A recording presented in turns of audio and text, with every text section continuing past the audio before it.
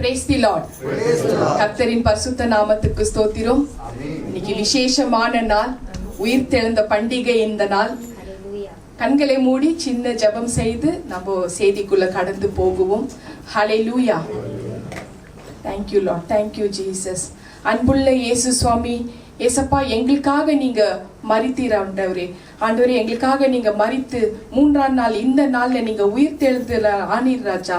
அதுக்காக நாங்க உங்களுக்கு நன்றி செலுத்துகிறோம் சுவாமி. ஆண்டவரே, இந்த உயிர்த்தெழுதின் பண்டிகை நாள்ல ஆண்டவரே நாங்க எல்லோரும் ஆண்டவரே ஒரே குடும்பமாக உங்களோட சமூகத்துக்கு முன்பதாக உங்களோட உயிர்த்தெழுதின் பண்டிகையை கொண்டாட வந்திருக்கிறோம் ராஜா. வந்திருக்கிற ஒவ்வொரு தேவ பிள்ளைகளும் நீங்க பேர் பேராக ஆசீர்வதிக்கணும் அப்பா. உங்களோட தெய்வீக பிரசன்னம் இங்க வந்து இறங்குறதுக்காக நன்றி அப்பா. தேவ தூதல் கொண்டு ஆண்டவரே இந்த வீட்டை நீங்க நிரப்புறதுக்காக உமக்கு கோடான கோடி நன்றி அப்பா. நன்றி ராஜா. ஏசப்பா, உங்களோட உயிர்த்தெழுதலின் நோக்கம் என்னன்றது அதுக்குள்ள அடங்கியிருக்கிற ரகசியங்களை நாங்க இன்னும் அதிகமாக தெரிந்து கொள்ள வேண்டும் சுவாமி.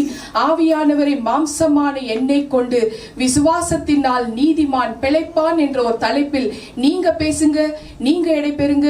எங்கள் ஆண்டவராக இயேசு கிறிஸ்து நாமத்தினால் ஜெபிக்கிறேன் ஜீவனுள்ள நல்ல பிதாவே. ஆமேன், ஆமேன், ஆமேன். ஸ்தோத்திரம். ஹல்லேலூயா. Praise the Lord. உட்காருவோம். வந்திருக்கிற அனைவருக்கும் வாழ்த்துதலை தெரிவித்துக் கொள்கிறேன். இவிஜி டாக்டர் சுமிதா நித்திய ஜீவன் சார்பில். ஹல்லேலூயா. பலத்த கரங்களை தட்டுங்க. இன்னைக்கு உயிர்த்தெழுந்த நாள், பண்டிகை நாள். ஹல்லேலூயா. God bless you. கர்த்தரின் பரிசுத்த நாமத்துக்கு ஸ்தோத்திரம். ஆதார வசனத்தை நம்ம வாசிப்போம். ஹெபிரேயர்கள் நிறுவனம் 10ஆம் அதிகாரத்துல 38, 39 எல்லாரும் நோட் பண்ணிக்கங்க. மறுபடியும் இந்த வீடியோ வந்து லைவ்ல யூடியூப் சேனல்ல இருக்கும். அதுக்கப்புறம் வந்து எடிட் பண்ணி நாங்க வந்து போடுவோம். நிதானமா நீங்க வீட்டுல போய் ஒவ்வொரு வசனங்களை படிச்சு ரெஃபர் பண்றதுக்குள்ளோ இன்னும் தெளிவாக உங்களுக்கு புரிய வரும். ஹல்லேலூயா. கர்த்தரின் பரிசுத்த நாமத்துக்கு ஸ்தோத்திரம். ஏசப்பா அவரை குறித்து சில விஷயங்களை வந்து தேவ ஆவியானவர் எனக்கு தெரியப்படுத்தினாரு. ஹெபிரேயர்கள் நிறுவனம் 10ஆம் அதிகாரத்துல 38, 39 வாசிமா. ஹல்லேலூயா. விசுவாசத்தினாலே நீதிமான் பிழைப்பான். பின்வாங்கி போனவனால் அவன் மேல் என் ஆத்துமா பிரியமா இராது என்கிறார். நாமோ கெட்டுப்போக பின் வாங்குறவர்களாய் இராமல் ஆத்மா ஈடேற விசுவாசிக்கிறவர்களாய் இருக்கிறோம். ஆமேன், ஆமேன். விசுவாசத்தினாலே நீதிமான் பிழைப்பான். சோ இந்த விசுவாசம் இருந்தா தான் நீதிமான் பிழைக்க முடியும். பின்வாங்கி போனால், ஒருவேளை பின்வாங்கி போனால் அந்த ஆத்மா தேவனுக்கு பிரியமாக இருக்காதா? ஹல்லேலூயா. சோ நம்ம வந்து இந்த வார்த்தையின் படி நம்ம கேட்டு கெட்டு போகாதவர்களாக இருக்காம, கெட்டு போய்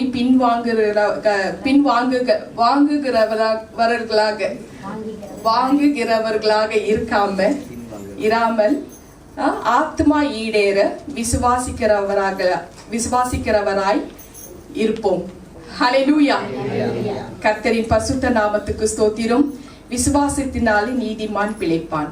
பின்வாங்கி போனால் என் ஆத்மா அவன் மேல் பிரியமாக இருக்காதுன்னு தேவ ஆவியானவர் தெரியப்படுத்துறார்.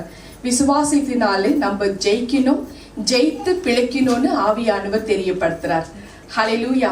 ஜெயிக்கணும். நம்ம விசுவாசம் எந்த அளவுக்கு இருக்கணும்னாக்கா, அப்படிப்பட்ட விசுவாசம் இருந்தா மட்டும்தான் நம்ம பிழைக்க முடியும், நம்ம ஜெயிக்கவும் முடியும். ஹல்லேலூயா. வேத புத்தகத்துல வந்து 2 விதமான ஒரு காரியங்களை தேவ ஆவியானவர் தெரியப்படுத்தினார். 2 விஷயங்கள், 2 பர்சனோட கேரக்டர்ஸ் பத்தி எனக்கு தேவ ஆவியானவர் தெரியப்படுத்தினாரு. ஒரு பக்கம் பிழைக்கும்படியாக விசுவாசத்தில் நிலைத்திருப்பது, மறுபக்கம் ஜீவனை விட்டு பின்வாங்கி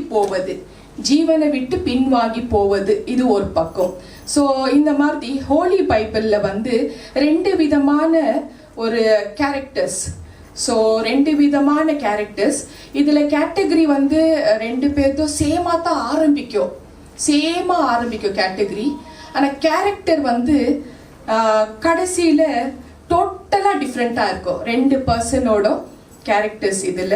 ஸோ இந்த மாதிரி சில விஷயங்கள் தேவ ஆவியானவர் இந்த நாள்ல உயிர்த்தெழுதல் நாள்ல பேச ஆரம்பிச்சார். ஏன்னா விசுவாசத்தினாலதான் நீதிமான் பிழைப்பான், பின்வாங்கி போறவன் மேல என் ஆத்மா பிரியமாக இருக்காது. சோ 2 பர்சனோட பெயர்களை வைத்து தேவன் வந்து பேசினார். குறிப்பாக வாழ்க்கையில நம்ம வந்து கவனிக்க வேண்டியது, இந்த புக்ல வேத புக் வந்து இதுல வந்து 2 பேரோட நபர்களோட வாழ்க்கையை வந்து நம்ம ஆராய்ந்து பார்க்கும்போது அநேக காரியங்கள் இவங்க 2 பேரோட விஷயங்கள் வந்து ஒருமைப்பாட்டோட ஒரே மாதிரி இருக்கும். சேம் அப்படியே வந்து அச்சச்ச மாதிரி ஒரே மாதிரி இருக்கும். பிகினிங்ல இருந்து இருக்குமா. சோ இந்த மாதிரி ஒரு விஷயத்த தேவ ஆவியானவர் காண்பித்தாரு.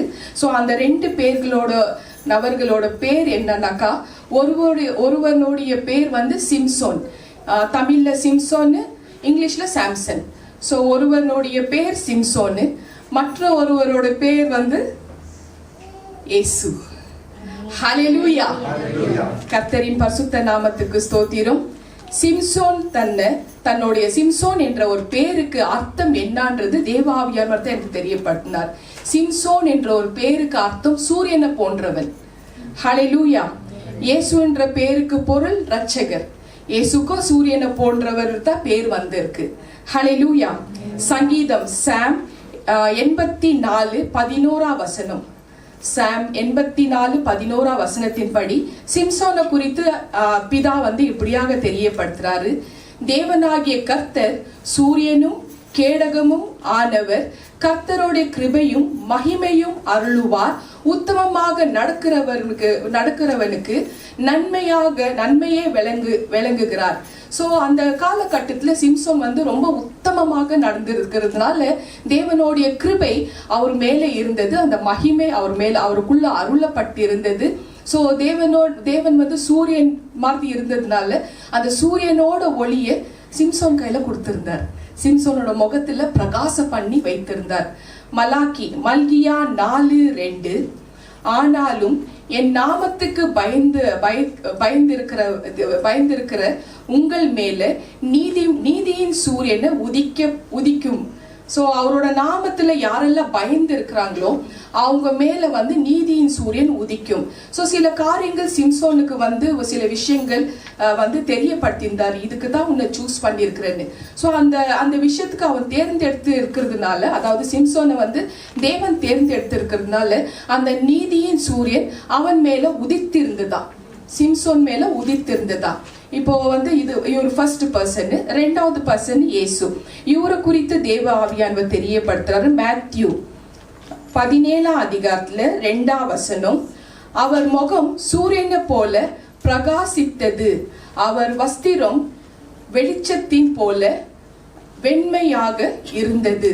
அவரோட முகம் அப்படியே சூரியன். என்னோட சர்ஜரி வீடியோல நீங்க எல்லாம் பார்த்திருப்பீங்க. ஜூலை 3 என்னோட சர்ஜரி 2019. சர்ஜரி ஆரம்பிச்ச நேரத்துலேருந்து 2 மணிக்கு என்னோட உயிர் பிரிந்து என்னோட பாடியே நான் வந்து என்னோட ஸ்பிரிட், என்னோட ஆத்மா பார்த்துட்டு இருக்கு. அப்போ வானத்திலேருந்து ஒரு வெளிச்சம், அது 100 சூரியனோட ஒளியில ஒரு பர்சன் வருது நான் பார்க்குறேன். இவர் தான் இயேசுன்னு என்னால் வந்து அடையாளம் கண்டுபிடிக்க முடிஞ்சது. ஸோ அப்படிப்பட்ட சூரியனை போல வெளிச்சமா. ஸோ அதே மாதிரி தான் சிம்சோனுக்கும் அதே விஷயத்த வந்து தேவன் வந்து கொடுத்து வைத்திருந்தாருன்னு தேவ ஆவியானவர் தெரியப்படுத்தினார். வெளிப்படுத்தின விசேஷம் ரெவல்யூஷன் 1:16 ஆண்டவர் ஆகிய இயேசுவின் முகமோ சூரியனை போன்றது, சூரியனை போல பிரகாசம் உடையதுன்னு இந்த வார்த்தையில எழுதப்பட்டிருக்கு. அப்போ சிம்சோனோட முகமும் சூரியனை போன்றது, ஏசப்பாவோட முகமும் சூரியனை போன்றதுன்றது இந்த இடத்துல இந்த 2 பேரை குறித்து தேவ ஆவியானவர் பேசுறார். ஹல்லேலூயா. சிம்சோன் சூரியனை போன்றவன், இயேசுவோட முகமோ சூரியனை போன்றது அப்படின்னு வந்து தேவன் தெரியப்படுத்துறார். ஸோ இந்த 2 பேர் இவர்களோட வாழ்க்கை, இந்த 2 பேரோட வாழ்க்கை பல விதங்களில் ஒற்றுமையாக இருந்ததா, பல விதங்களில் ஒற்றுமையாகவே இருந்ததா. இவர்களுடைய பிறப்பிலிருந்து ஆரம்பிக்கிறார் பாருங்க. இவங்களோட பிறப்பை குறித்து தேவதூதன் ஒருவன் முன்னறிவிக்கிறான். ஸோ இவங்க 2 பேர், இந்த 2 குழந்தைங்களோட பிறப்பை குறித்து தேவதூதன் தான் முன்னறிவிக்கிறாரா. நியாயாதிபதிகள், ஜட்ஜஸ் எல்லாம் நோட் பண்ணிக்கங்க, வசனங்களை நோட் பண்ணிக்கங்க. ஜட்ஜஸ், நியாயாதிபதிகள் 13:2-3. நியாயாதிபதிகள் 13:2-3. ஸோ இந்த வார்த்தையின்படி அவன், அதாவது மனோவா என்ற ஒரு மனிதனுடைய மனைவி பிள்ளை பெறாத மலடியாக இருந்தால் கர்த்தருடைய தூதன் அந்த ஸ்திரீக்கு தரிசனமாகி அவளை நோக்கி, இதோ பிள்ளை பெறாத மலடியான நீ கர்ப்பம் தரித்து ஒரு குமாரனை பெறுவாய் அப்படின்னு இந்த வார்த்தையில தெரியப்பட்டிருக்கு. தேவதூதன் அறிவிக்கிறான், நீ இப்ப குழந்தை உனக்கு பிறக்க போகுதுன்னு சொல்லிட்டு. அதே போல ஏசப்பாக்கும் ஒரு தூதன் தெரியப்படுத்துறாரு. அதாவது லூக்கா 1 அதிகாரத்துல 27 வசனம் 31 வசனம் 27 31 கன்னிகையாக இருந்த மரியாள். சோ அந்த கன்னிகையாக இருந்த மரியாளுக்கு, நீ கர்ப்பவதியாய் ஒரு குமாரனை பெறுவாள், அவனுக்கு இயேசு என்று பெயரிடுவார் அப்படின்னு தேவதூதன் முன் அறிவிக்கிறார். சோ இப்படி இவங்க 2 பேரோட தாய் பிள்ளை பெறாத ஒரு நிலைமையில தான் இருந்தாங்க. அதாவது சிம்சோனோட தாயாகட்டும் இயேசுவோட தாயாகட்டும் பிள்ளை பெறாத ஒரு நிலைமையில இருந்ததுனால சிம்சோனின் தாய் மலடியாக இருந்தால், இயேசுவின் தாயோ கன்னிகையாக வர்ஜின் கன்னியாக இருந்தால் அப்படின்னு தேவதூதன் தெரியப்படுத்தினால, சோ இவங்க 2 பேரும் குழந்தைங்க பெற போறாங்கன்னு தேவதூதனுக்கு ஆண்டவர் தெரியப்படுத்தி முன் அறிவிக்கிறார், அனுப்பிட்டு முன் அறிவிக்கிறார். நியாயாதிபதிகள் ஜட்ஜஸ் 13:2 இந்த மாதிரி தெரியப்படுத்தி இருக்கிறாரு. சோ முன் அறிவிக்கிறாருன்னு. லூக்கா 2 அதிகாரத்துல 27-34 வசனம் 27 வசனம் 34 வசனம் இதன்படி அவன் ஆவியின் ஏவுதலினால தேவாலயத்துக்கு இயேசுவே ஆசீர்வதித்தான். அப்படின்னாக்கா இந்த சிமியோன் என்ற ஒரு மனிதனுக்குள்ள தேவனோட ஆவியானவர் ஏவி போய் ஆசீர்வதிக்கிறார். யாரு? குழந்தை குழந்தையாக பிறந்து வந்திருக்கிற அந்த இயேசுவை ஆசீர்வதிக்கிறார். 34 வசனம், he is blessing him. So அவர் மூலமா, அதாவது தேவனோட ஆவியானவர் ஏவுதல்னால அந்த சிமியோன் என்ற ஒரு மனிதன் போய் இயேசுவை ஆலயத்துல ஆசீர்வதிக்கிறாருன்னு தேவ ஆவியானவர் தெரியப்படுத்தினார். இந்த வசனம் அப்படிதான் தெரியப்படுத்தி இருக்குது. குழந்தைகள் 2 பேரையும் பிறந்த பொழுது தேவனுடைய ஆசீர்வாதம் இந்த 2 குழந்தைகளுக்கும் இருந்தது அப்படின்னு தேவ ஆவியானவர் தெரியப்படுத்தினார். நியாயாதிபதிகள் 13:24 வசனம், ஜட்ஜஸ் 13:24 அந்த ஸ்திரீ ஒரு குமாரனை பெற்று அவனுக்கு சிம்சோன் என்று பெயரிட்டால் கர்த்தர் அவனை ஆசீர்வதித்தார். சோ இவங்க 2 பேரையும் இயேசுவே ஆசீர்வதிக்கிறாங்க தேவன், அதே நேரத்துல சிம்சோனையும் ஆசீர்வதிக்கிறாருன்னு தேவ ஆவியானவர் தெரியப்படுத்தினார். ஹல்லேலூயா. லூக்கா 2 அதிகாரத்துல 40 வசனம் 52 வசனம். சோ லூக்கா 2 அதிகாரம் 40 வசனத்தின்படி, பிள்ளை வளர்ந்து ஆவியில பலம் கொண்டு நியாயத்தினாலும் நிறைந்தது, தேவனுடைய கிருபையும் அவன் மேலே இருந்ததுன்னு தேவ ஆவியானவர் தெரியப்படுத்தினார். 52 வசனம் வாசிமா. ஹல்லேலூயா. இயேசுவானவர் ஞானத்திலும் வளர்த்தியிலும் தேவ கிருபையிலும் மனுஷ தயவிலும் அதிகமாய் விருத்தி அடைந்தார். ஆமேன். ஆமேன். சோ அந்த மாதிரி இந்த மாதிரி வல்லமையா பயன்படுத்துறாரு. சிம்சோனுக்கும் பரிசுத்த ஆவியானவர் தான், அதாவது கர்த்தருடைய ஆவியானவர் ஏவ தொடங்கினாரு. நியாயாதிபதிகள் 13:25 கர்த்தரோட ஆவியானவர் ஏவ தொடங்கினாரா சிம்சோனுக்கு. ஹல்லேலூயா. அதே போல இயேசுவுக்கும் லூக்கா 4:1 படி இயேசு கூட இதே மாதிரி பரிசுத்த ஆவியானவர் இறங்கினார், ஏசப்பா மேல இறங்கினார், அவரை எல்லா பக்கத்திலையும் வழி நடத்த தொடங்கினார். சோ இந்த வார்த்தையை நம்ம ஏற்கனவே தெரியும், நமக்கு படிச்சு இருக்கிறோம். இருவரையும் தேவன் வல்லமையாக பயன்படுத்தினார். பலத்த காரியங்களை அவங்கள வச்சியே அவங்க மூலமாகவே நடப்பித்தாரா. யாரு? பிதா நடப்பித்தாரா. சோ நடக்க செய்தாரா, அந்த காலத்துல நடக்க செய்தாரா. நியாயாதிபதிகள் 12:20 judges 15th chapter 20th verse, அவன் பிலிஸ்டியர்கள் நாட்களில் பிலிஸ்டியர் இருந்த நாட்களில் இஸ்ரவேல் மக்களை 20 வருஷம் நியாய விசாரிச்சானா. யாரு? சிம்சோன். அந்த மாதிரி பலத்த காரியங்களை செய்யறதுக்காக தேர்ந்தெடுக்கப்பட்ட நபர் யாரு? சிம்சோன். அதே மாதிரி ஏசப்பா கூட மேத்யூ 2:23 படி அவரோட வாழ்க்கையிலும் இதே மாதிரி தான் நடந்திருக்குது. நசரேயன் என்னப்படுவான் என்று தீர்க்கதரிசிகள் சொல்லி இருந்தார்கள் அப்படின்னு தெரியப்படுத்துறாரு. அட் த சேம் டைம் லூக்கா 24:19 வாசிமா. லூக்கா 24:19 ஹல்லேலூயா. அவர் எவைகள் என்றார். அதற்கு அவர்கள், நஸ்ரேனாகிய இயேசுவை குறித்தவர்களே, அவர் தேவனுக்கு முன்பாகவும் ஜனங்கள் எல்லாருக்கும் முன்பாகவும் செய்கையிலும் வாக்கிலும் வல்லமையுள்ள தீர்க்கதரிசியாய் இருந்தார். ஆமென். ஆமென். சோ இந்த மாதிரி ரெண்டு பேரை வச்சு பலத்த காரியங்களை வந்து தேவன் செய்ய ஆரம்பித்தாரா. இவர்கள் பரிசுத்தமான ஒரு வாழ்க்கைக்கு அழைக்கப்பட்டவர்கள். இவங்க ரெண்டு பேரும் பரிசுத்தமான வாழ்க்கைக்கு அழைக்கப்பட்டவர்கள் என்று தேவன் வந்து தெரியப்படுத்துறார். ஹல்லேலூயா. இவங்க பரிசுத்தமான ஒரு வாழ்க்கைக்கு அழைக்கப்பட்டவர்கள். நசரேயர் என்ற ஒரு விரதம் அவருக்கு கொடுக்கப்பட்டிருந்தது. அதற்கு தான் அழைக்கப்பட்டவர்கள் அப்படின்னு வந்து தேவ ஆவியானவர் தெரியப்படுத்துறார். நியாயாதிபதிகள் 13:5 படி அது வாசிமா. ஜட்ஜஸ் நியாயாதிபதிகள் 13:5.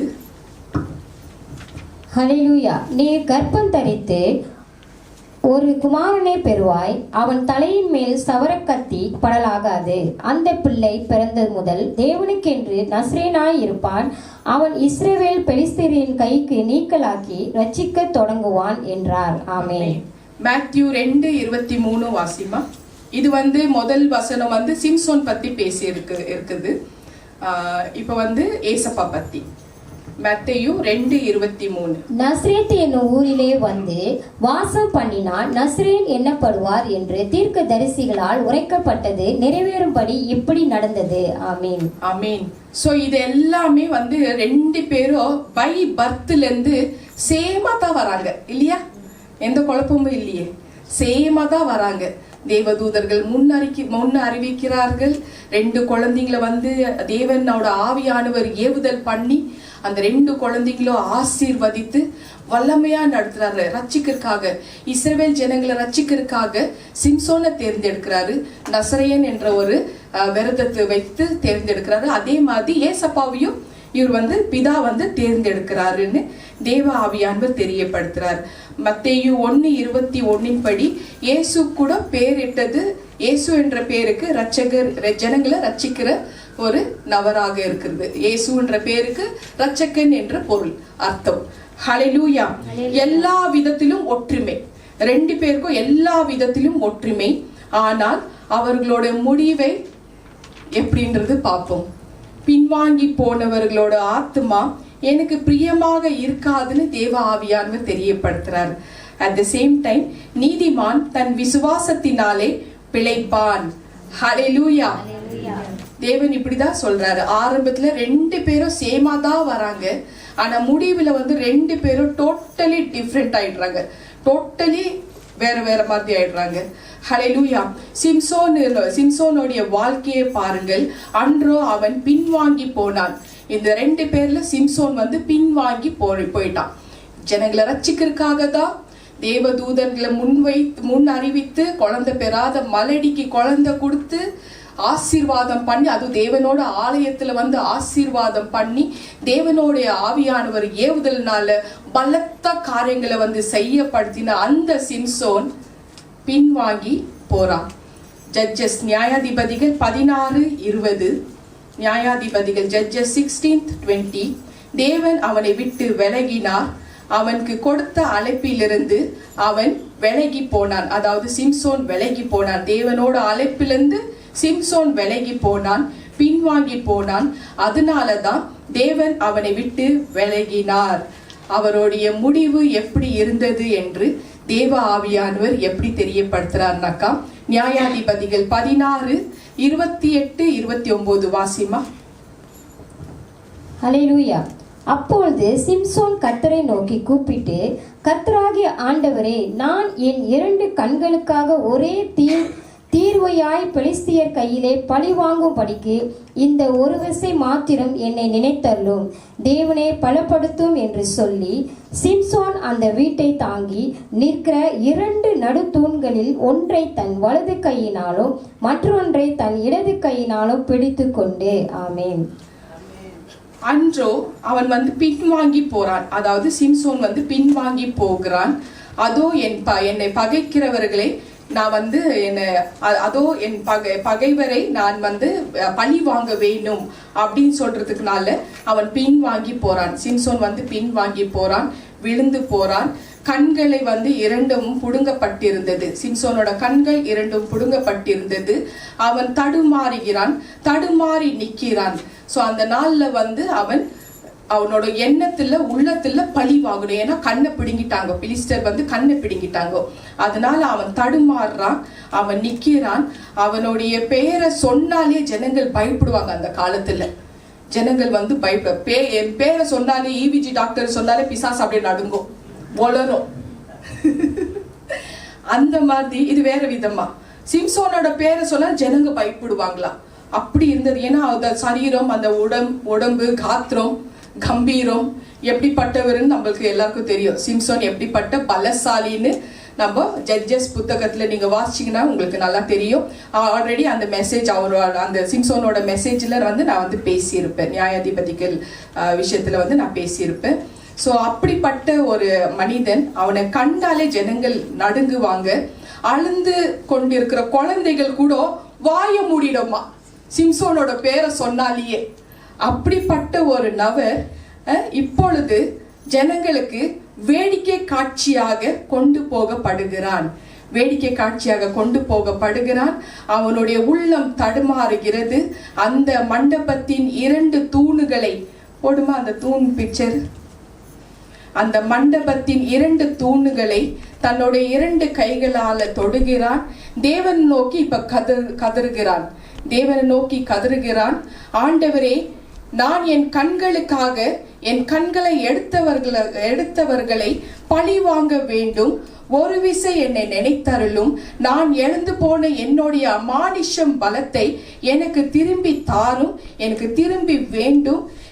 இந்த ஒரு விசை என்னை நினைத்தருளும். நீர் என்னை விட்டு போனீர், அது எனக்கு தெரியும். இந்த ஒரு விசை என்னை நினைத்து உம்முடைய அருள் எனக்கு வேணும். எனக்கு இந்த தெய்வீக அருள், தெய்வீக வல்லமை எனக்குள்ள நீங்க அனுப்பும். இந்த ஒரு விசை என்னை நினைத்தருளும். நான் பின்வாங்கி போனதை அதை நீங்க மன்னித்தருளும் என்று மனம் கசந்து அந்த தருணத்துல சிம்சோன் அழுததுனால தேவன் நினைத்தார். தேவன் நினைத்த உடனே அவருடைய உள்ளம் எதை தேடுகிறது? ஆவியானவர் எனக்கு தெரியப்படுத்தினார். அவனுடைய உள்ளம் வந்து பழி வாங்குதல் தான் தேடுகிறதா. பழி வாங்கணும், பழி மட்டும் வாங்கணும். என் உயிர் போனால பரவாயில்ல, அவங்கள நான் பழி வாங்கணும். அந்த ஒரு எண்ணத்துல இது வந்து எண்டு முடிவு, அவரோட முடிவு கட்டத்துல இந்த மாதிரி ஒரு விஷயத்த வந்து பழி வாங்குதல் மட்டும்தான் அவனோட உள்ளத்துல இருந்தது. மன்னிக்கிற குணம் இல்லை, பழி வாங்குற குணம் மட்டும்தான் இருந்தது. அவனோட உள்ளம் வந்து பழி வாங்குதல தான் தேடுகிறதுன்னு தேவ ஆவியானவர் கிளியரா டிக்ளேர் பண்றார். ஹல்லேலூயா. இந்தியா தேசத்துல காஞ்சிபுரம்ன்ற ஒரு இடம் வந்து தமிழ்நாட்டில் சில்க் சாரி, பட்டு புடவைகளுக்கு ரொம்ப ஃபேமஸ். இந்தியாவில் காஞ்சிபுரம் பட்டுன்னு வாங்க இல்லையா, அதிகமாக காஞ்சிபுரம் பட்டு தான். கல்யாணத்துக்கெல்லாம் காஞ்சிபுரத்துக்கு தான் போய் புடவைங்கெல்லாம் எடுப்பாங்க தமிழ்நாட்டில். பொதுவாக இந்தியா தேசத்துல இல்லை, ஈவன் மலேசியாவில் கூட இந்தியாவுக்கு போய் காஞ்சிபுரம்ல தான் பட்டு புடவைலாம் எடுப்பாங்க. அங்கே ஒரு பெரிய டைலர்மா ஆஹா ஓஹோன்னு அவரது பிஸ்னஸ். காஞ்சிபுரம் பட்டு புடவை வாங்கின உடனே அதுக்கு மேட்சிங் பிளவுஸ் அந்த டைலர் தான் பண்ணுவார், தைக்குவார்.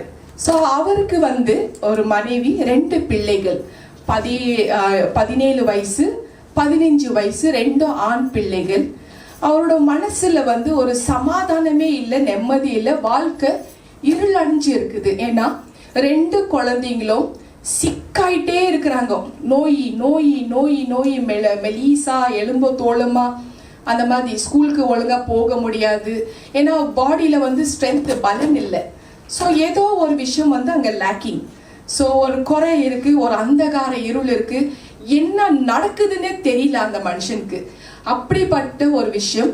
ஸோ நான் என்னோட வீடியோ மெசேஜ் பரவிட்டு இருக்கு இல்லையா எல்லார்கிட்டையும். ஸோ யார் மூலமாகவோ அவர் என்னோட லிங்க் பார்த்து என்னோட வீடியோ பார்க்க ஆரம்பிச்சாரு. வாட்ஸ்அப்ல கனெக்ட் ஆனார்.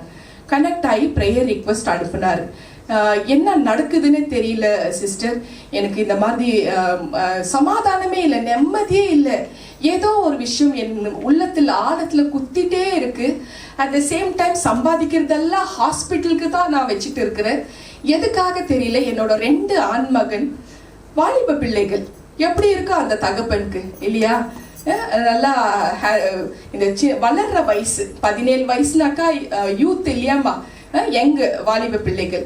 ஸோ நல்லா இருக்கணும் தான் தாய் தகப்பன்களோட ஆசை விருப்பமே. தன்னோட பிள்ளைகள் ஆஸ்தி சொத்து சுகம் எது இல்லைனாலையும் பிள்ளைகளோட ஆரோக்கியம் தான் மிகப்பெரிய சொத்து இல்லையாமா? ஸோ அந்த விஷயத்துல இந்த 2 பையன்களும் சோர்வடைஞ்சு பலகீனமாக இருக்கிறாங்க. இப்படிப்பட்ட ஒரு விஷயத்த இந்த வருஷம் தான் இது நடந்தது. பிப்ரவரி மாசம் அனுப்புறாரு. ஸோ அனுப்புன கையோடும் நான் ஜபத்துல வைக்கிறேன். நமக்கு தான் தேவ ஆவியானவர் மொத்த டீட்டெயிலை தெரியப்படுத்திடுவாரு இல்லையாம்மா? நம்ம சிஸ்டர் நான்சி என்ன சொன்னாங்க, நம்ம ப்ராப்பர்சி வீடியோ பார்த்துட்டு, what a wonderful woman she is. Sister Nancy எல்லாருக்கும் தெரியும், நம்ம டெஸ்டிமனி கொடுத்துருப்பாங்க. ஆண்ட்ரூ, அவங்க ஹஸ்பண்ட் பேரு பிரதர் ஆண்ட்ரூ. ஸோ அவங்க என்னோட செக்ரட்டரி கிறிஸ்டினா செல்வராஜ் கிட்ட சொல்லி இருக்கிறாங்க, இவிஜி doctor what a wonderful woman. இப்படிப்பட்ட ஒரு தீர்க்க தரிசனம் அவங்களுக்கு எப்படி வருது? ஏன்னா 2025 தீர்க்க தரிசனம் யார் பார்க்கலையோ, லைவ்ல பார்த்துட்டு இருக்கிறவங்க, பார்க்கலன்னா ஒரு வேலை பார்க்கலன்னா போய் பாருங்க. அதுக்கு தப்பிக்கிறதுக்கு உண்டான வழியும் தேவன் தெரியப்படுத்தி இருக்கிறாரு, அதை பிடிச்சிக்கங்க. ஹல்லேலூயா. ஸோ இந்த பர்சனுக்கு இவரோட காரியத்தை குறித்து தெளிவாக தேவ ஆவியானவர் எனக்கு தெரியப்படுத்தினார். இதுதான் சூப்பர் நேச்சுரல் கிஃப்ட்ன்றாங்க இல்லையா, சூப்பர் நேச்சுரல் பவர். அப்போ நான் அவருக்கு குறிப்பிட்ட டைமை கொடுத்து நேரம் கொடுத்து கால் பண்ண சொல்றேன். நீங்க பேசுங்க வாங்க வீடியோ கால்லன்னு. தேவன் என்ன பண்றாரு, எனக்கு சில விஷயங்கள் காமிச்சாரு. ஒரு மேப்பை காமிக்கிறாரு. மும்பை பழைய பேர் பாம்பே. ஸோ அதுக்கப்புறம் அந்த பேரை சேஞ்ச் பண்றாங்க 1995ல. ஸோ இந்த மும்பைன்ற ஒரு சிட்டி மகாராஷ்டிரா நார்த் சைட்ல மகாராஷ்டிரா என்ற ஒரு ஸ்டேட்டுக்கு கேபிட்டல். ஸோ மும்பை மேப் மட்டும் காமிக்கிறாரு.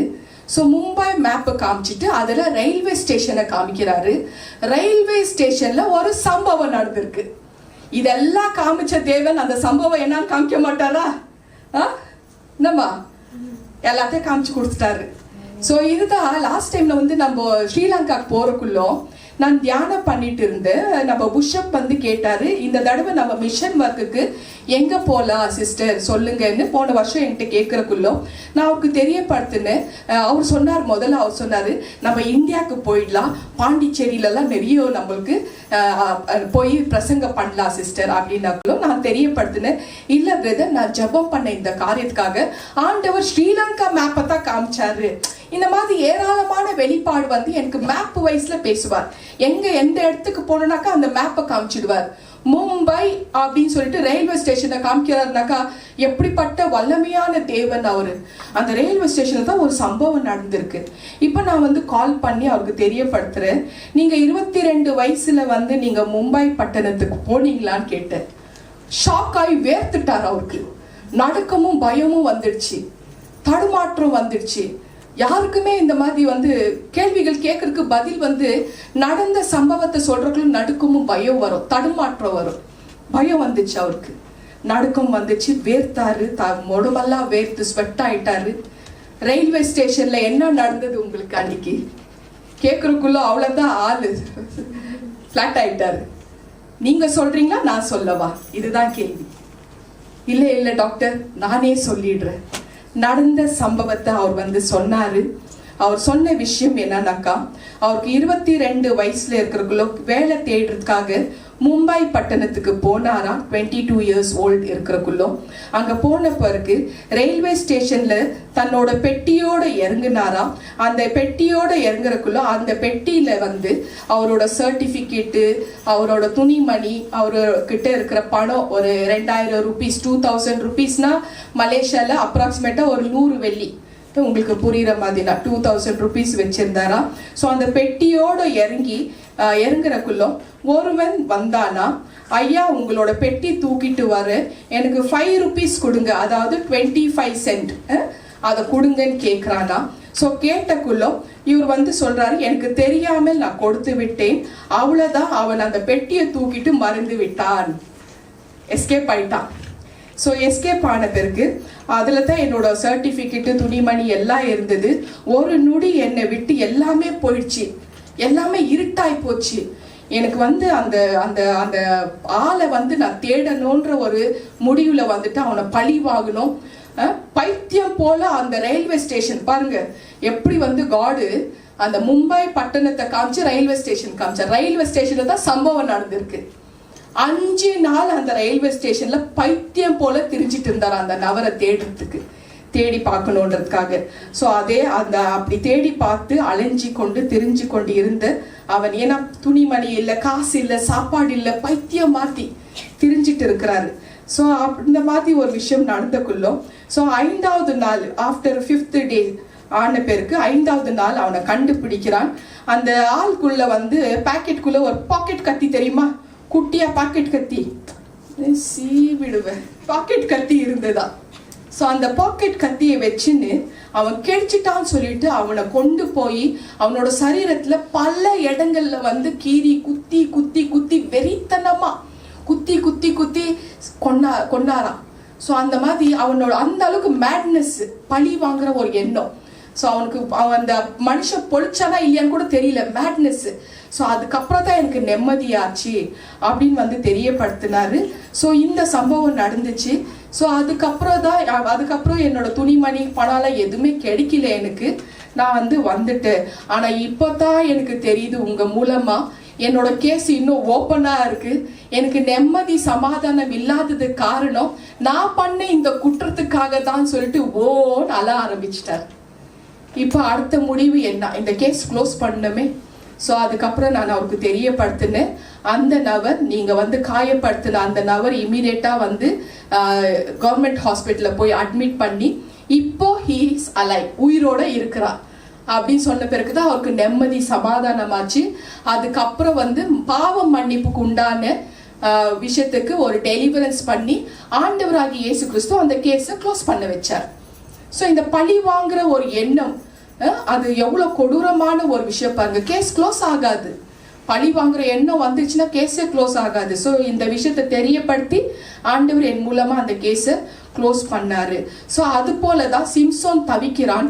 என் கண்களை பிடுங்கினார்கள், இவர்களை கொன்று குவித்தாவிட்டால் எனக்கு மன நிம்மதியே இல்லை என்றான்.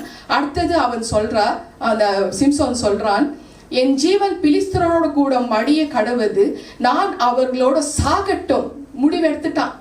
நான் அவங்கள கொன்னுட்டு நான் செத்தாலும் பரவாயில்ல, அவங்கள நான் கொல்லணும். என்ன மாதிரி வெறித்தனம் இல்லையா? அவங்கள வந்து கொன்று குவித்தால் ஒழிய நான் அவங்கள விடமாட்டேன். என் ஜீவன் பிலிஸ்தரோட கூட மடிய கடவுது, நான் அவர்களோட சாகட்டும். இந்த உலகில் வாழ்வதை விட கண்ணற்றவனாக வாழ்வதை விட சாவதே நல்லதுன்னு முடிவெடுத்துட்டான். கடைசி வார்த்தை அவருக்கு அஞ்சலியாக செலுத்தப்பட்டிருக்கு. வாசிமா நியாயாதிபதிகள் 16:30, Judges 16th chapter 30th verse. ஹல்லேலூயா. என் ஜீவன் பெலிஸ்தியரோடு கூட மடிய கடவுது என்று சொல்லி பலமாய் சாய்க்க அந்த வீடு அதில் இருந்த பிரபுக்கள் மேலும் எல்லா ஜனங்கள் மேலும் விழுந்தது.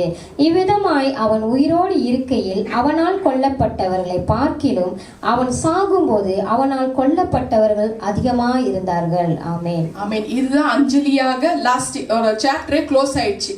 சிம்சனோட சாப்டர் க்ளோஸ் ஆயிடுச்சு. இப்போ இந்த விஷயத்துல நம்ம என்ன புரிஞ்சுக்கணும்னாக்கா, இஸ்ரவேல் ஜனங்களை ரட்சிக்கிறதுக்காகத்தான் தேவன் சிம்சோனை அழைத்தார் இல்லையாமா? சிம்சோனை வந்து அந்த மனிதனை அழைத்தார். இஸ்ரவேல் ஜனங்கள் அவங்கள வந்து தெரிந்து கொள்ள இந்த மனிதன் தன் உயிர் போகட்டும் என்று கதறுகிறான். இந்த இஸ்ரவேல் ஜனங்களை காப்பாற்றணுன்றதுக்காகவே தேவன் அழைத்திருக்கிறார். ஆனா பரவாயில்ல, நான் அந்த ஜனங்களை ரசிக்கலனா பரவாயில்ல, நான் பிலிஸ்தர்ல வந்து எல்லாத்தையும் சாகடிச்சுட்டு நானும் செத்தட்டாலே பரவாயில்ல, ஆனா நான் பழி வாங்கி நான் சாகணும் அப்படின்ற ஒரு எண்ணம் வந்து இந்த மனுஷன், அதாவது சிம்சோன் வந்து உயிர் போனாலும் பரவாயில்ல, நான் அவங்கள பழி வாங்கணும் அப்படின்னு சொல்லிட்டு அந்த அழைப்பை மறந்து இவன் ஸோ அதனால வந்து அதிகமான ஜனங்களை வந்து அவன் உயிரோடு இருக்கிற நாட்கள்ல கொன்ற ஜனங்களை விட அன்னைக்கு பழி வாங்குறதுக்காக அவன் துடிச்ச ஒரு விஷயம் வந்து எல்லாம் ஒடிஞ்சு இடிஞ்சதுனால அதை விட அதிகமான ஜனங்க மரித்து போனாங்க. ஸோ ஆனால் மறுபக்கம் இன்னொருத்தரை பத்தி ஆண்டவர் பேசினாரு, ஏசப்பா பத்தி பேசுறாரு.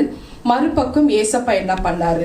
லூக்கா 23:34, லூக்கா 23:34, சிலுவையில் அவர் தொங்குகிறார், அவரை பரிகாசம் பண்ணுகிறார்கள், ஏராளமான நபர்கள் அவரை வந்து பரிகாசம் பண்ணுகிறார்கள், ஏராளமான மக்கள்.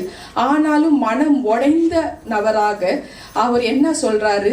பிதாவே இவர்களுக்கு மன்னியும், தாங்கள் செய்வது இன்னதென்று அறியாமல் இருக்கிறார்கள். சோ இந்த மாதிரி வார்த்தை இப்ப சிம்சோனை வந்து அப்படி கேலி கிண்டல் பண்றக்குள்ளோ அவன் பழி வாங்கினு தான் துடிச்சான். ஆனா அதே மாதிரி நிலைமையில தான் ஏசப்பாவோட முடிவு நேரத்தில். ஆனா இவரோட குணம் பாரு எப்படி இருக்கு, இவங்கள மன்னியும் தான் சொல்றாரு. ஸோ வித்தியாசம் தெரிஞ்சிச்சா? கேரக்டர்ல, குணத்துல, சுபாவத்துல எவ்வளவு வித்தியாசம். சிம்சோனோட முடிவுல என்ன வித்தியாசம் இருந்தது, ஏசப்பாவோட முடிவுல எப்படிப்பட்ட ஒரு வித்தியாசம் இருந்தது. ஸோ ஜனங்களை பழி வாங்கணும்னு துடிக்கிற ஒரு குணம் சிம்சோனுக்கு இருந்தது. ஆனா இயேசுக்கும் ஜனங்களை வந்து மன்னிக்கிறதுக்காக பிதா கிட்ட மன்றாடுகிறார். இதுதான் difference between Samson and Jesus Christ. அவர்களுக்காக மனதுருகி மரணம் அடையும் நேரம் அவர் வந்து இப்படி வந்து சொல்றார் அப்படின்னு வந்து தேவ ஆவியானவர் தெரியப்படுத்தினார். லூக்கா 23:46 என் ஜீவன் பிலிஸ்தரோடோ மடிய கடவது என்று சிம்சோன் போல அவர் சொல்லவில்லை, என்னை கேலி செய்தவர்களோடோ என் ஜீவன் மடியட்டும் என்று அவர் சொல்லவில்லை. பிதாவே, உம்முடைய கைகளில் என் ஜீவனை கொடுக்கிறேன், உம்முடைய கைகளில் என் ஆவியை ஒப்பு கொடுக்கிறேன் என்றார். ஹல்லேலூயா. ஸோ சிம்சோனோட கேரக்டர் பத்தியா எப்படி இருந்தது முடிவு?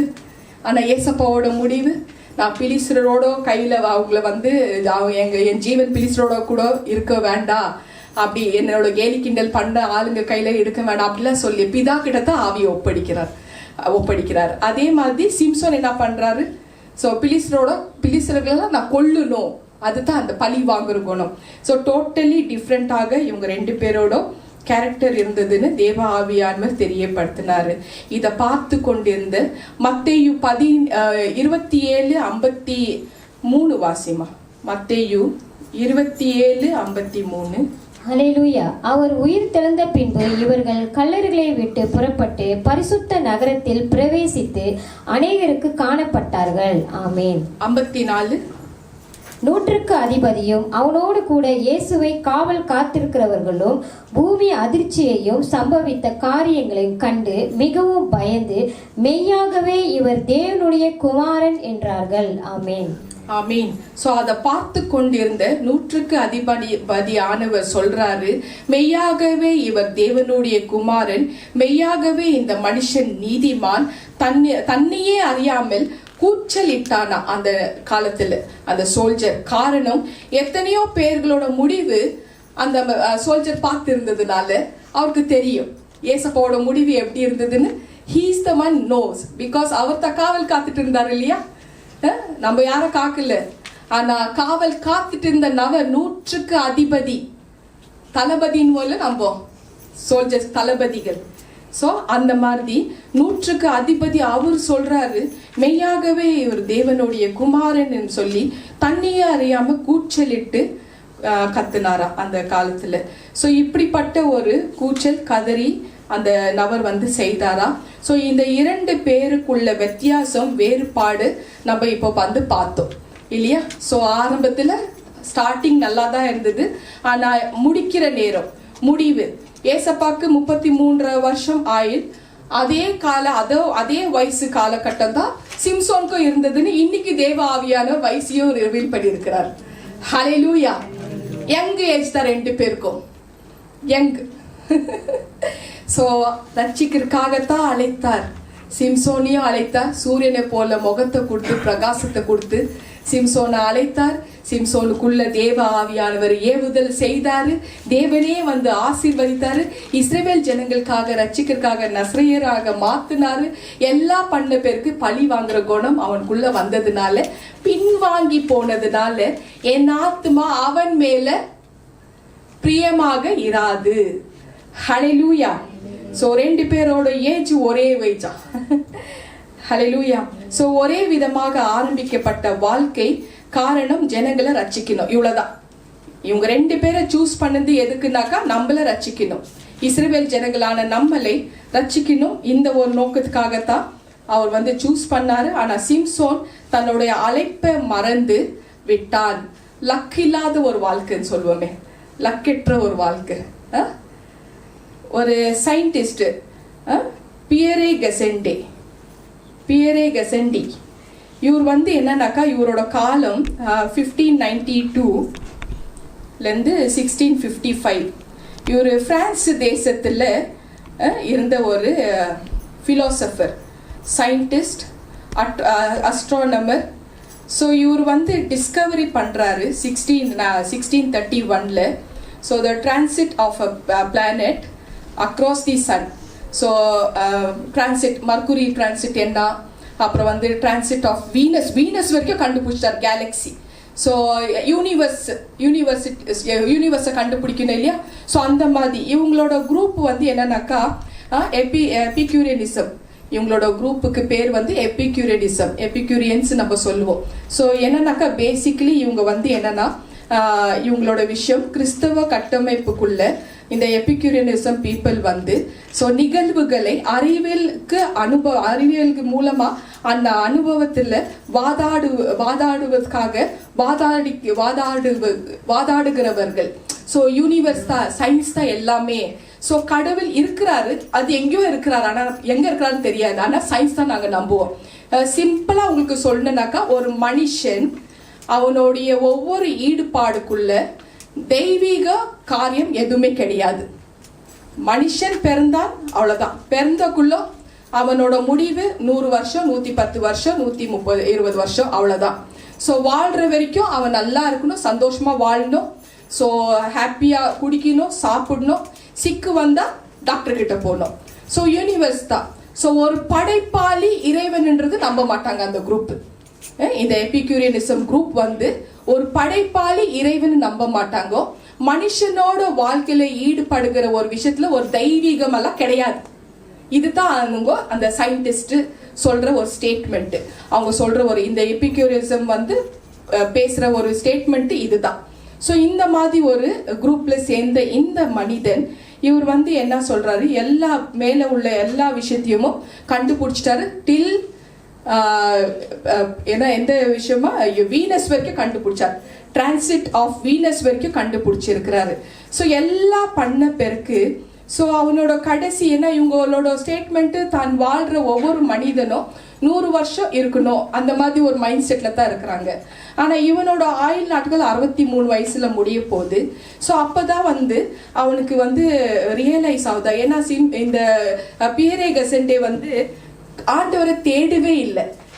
கடவுள் எங்க இருக்கிறாங்க தெரியாது, நம்ம எல்லாம் கடவுள் மேல இருக்கிறாங்கோ அப்படின்னு சொல்றோம் இல்லையா.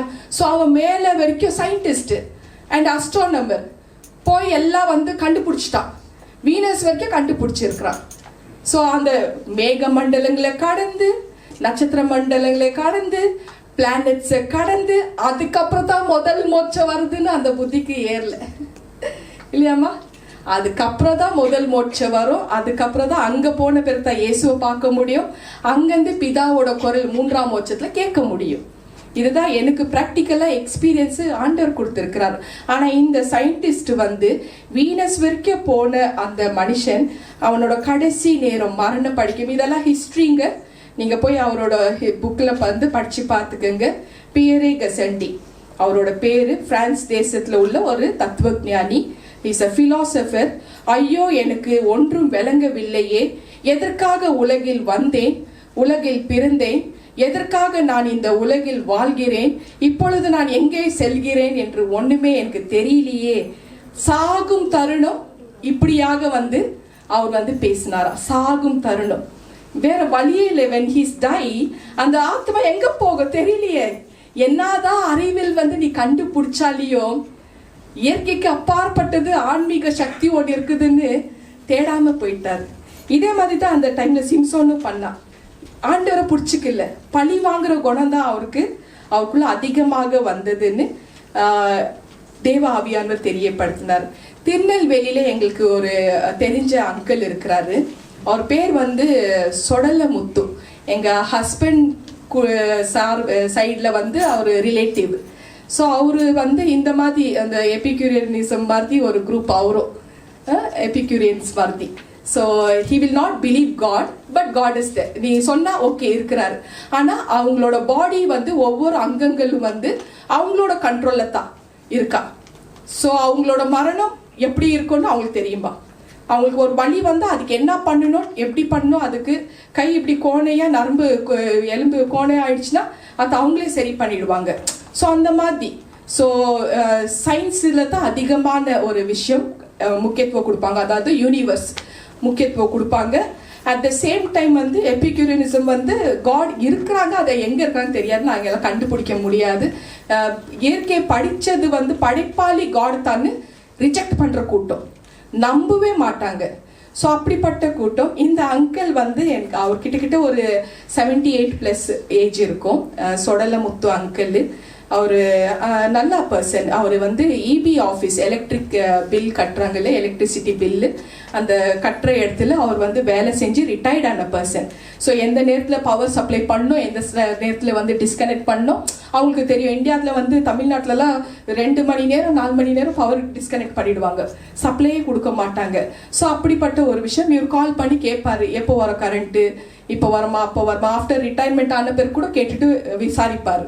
ஸோ ஓகே கரண்ட் இல்லையா அங்கிள், கரண்ட் இல்லை, இதம்மா இன்னும் 1 மணி நேரத்தில் வந்துடும்மா, அந்த மாதிரி நல்லா பழகுவார். ஸோ அவருக்கு ஆஃப்டர் சர்ஜரி மேலே ஆன பேருக்கு நான் வந்து ரொம்ப அழகாக நல்லா பேச ஆரம்பிச்சிட்டேன். இப்போ ரீசெண்டாக நாங்கள் இது ரீசெண்ட்ன்றப்பாரு 2021 இருந்தோம். நாங்கள் 3 வருஷத்துக்கு முன்னாடி இல்லையா பிரதர், 3 வருஷத்துக்கு முன்னாடி இருந்தோம் 2021. ஸோ அந்த டைமில் வந்து அவர் அடிக்கடி வந்து போவார். ஒரு நாள் என்ன நடக்குதுன்னாக்கா, ஒரு 5 மணி போல் ஈவினிங் வராரு, பேசுகிறக்குள்ளோ.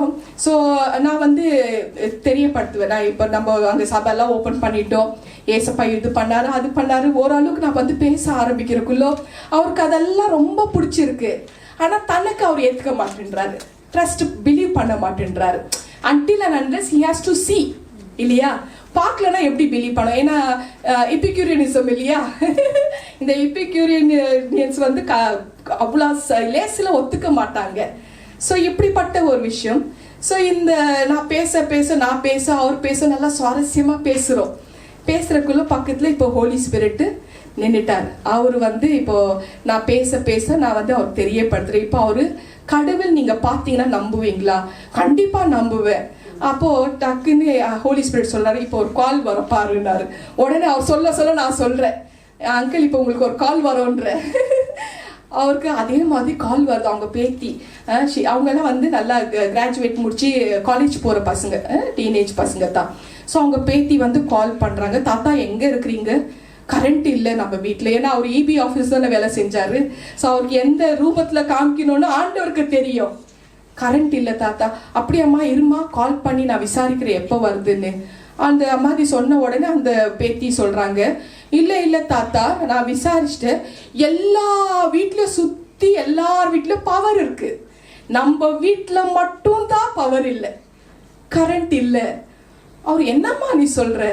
அப்போ வந்து அங்கிள் இப்போ நம்ம ஏசப்பா பற்றி பேசிட்டு இருந்தோம், நீங்கள் இப்போ என்ன பண்ணுங்க, முதல்ல டின்னர் சாப்பிடுங்க, சாப்பிட்டுட்டு நீங்கள் போங்க வீட்டுக்குள்ளே, காலை வைங்க வீட்டுக்குள்ளே, அங்கே இயேசுவை நீங்கள் பார்க்க முடியும் அப்படின்னு சொன்னேன். ஸோ சாப்பிட்டாரு, போனாரு, வீட்டுக்குள்ளே கால் வச்சாரு, லைட் வந்துச்சு, பவர் வந்துச்சு, உலகத்தின் ஒளி இயேசுன்றது நிரூபிச்சாரு. ஹல்லேலூயா. யோவான் 8:12 I am the light of the world. So யோவான் 8:12.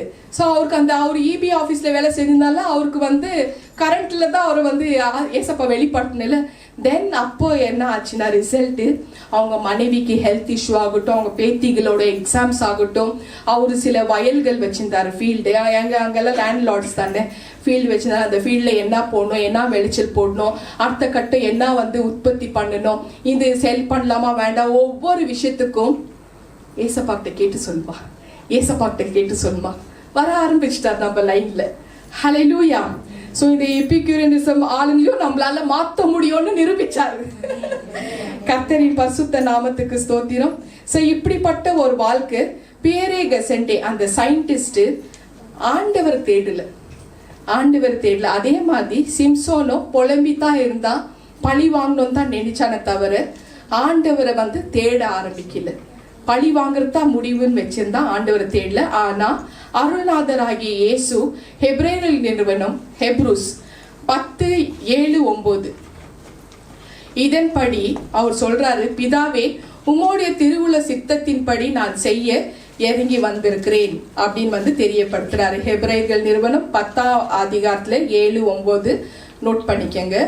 சோ யோவான் 8ஆம் அதிகாரம், ஜான் 8ஆம் அதிகாரத்துல 29ஆம் வசனம் அவர் சொல்றாரு, நான் இப்பொழுது என் பிதாவுக்கு பிரியமானவைகளை செய்கிறபடினால் அவர் என்னை தனியே விட்டு தனியே இருக்க விடவே இல்லை என்று சொல்றாரு. சோ இயேசு பிதாவையே புடிச்சிட்டு இருந்தாரு. ஆனா சிம்சோன் ஆண்டவரை புடிச்சிட்டு இருந்தாரா? தெலிலாவில் இன்பத்தின் மடியில மயங்கி உல்லாசமான வாழ்க்கை போதையில என்ன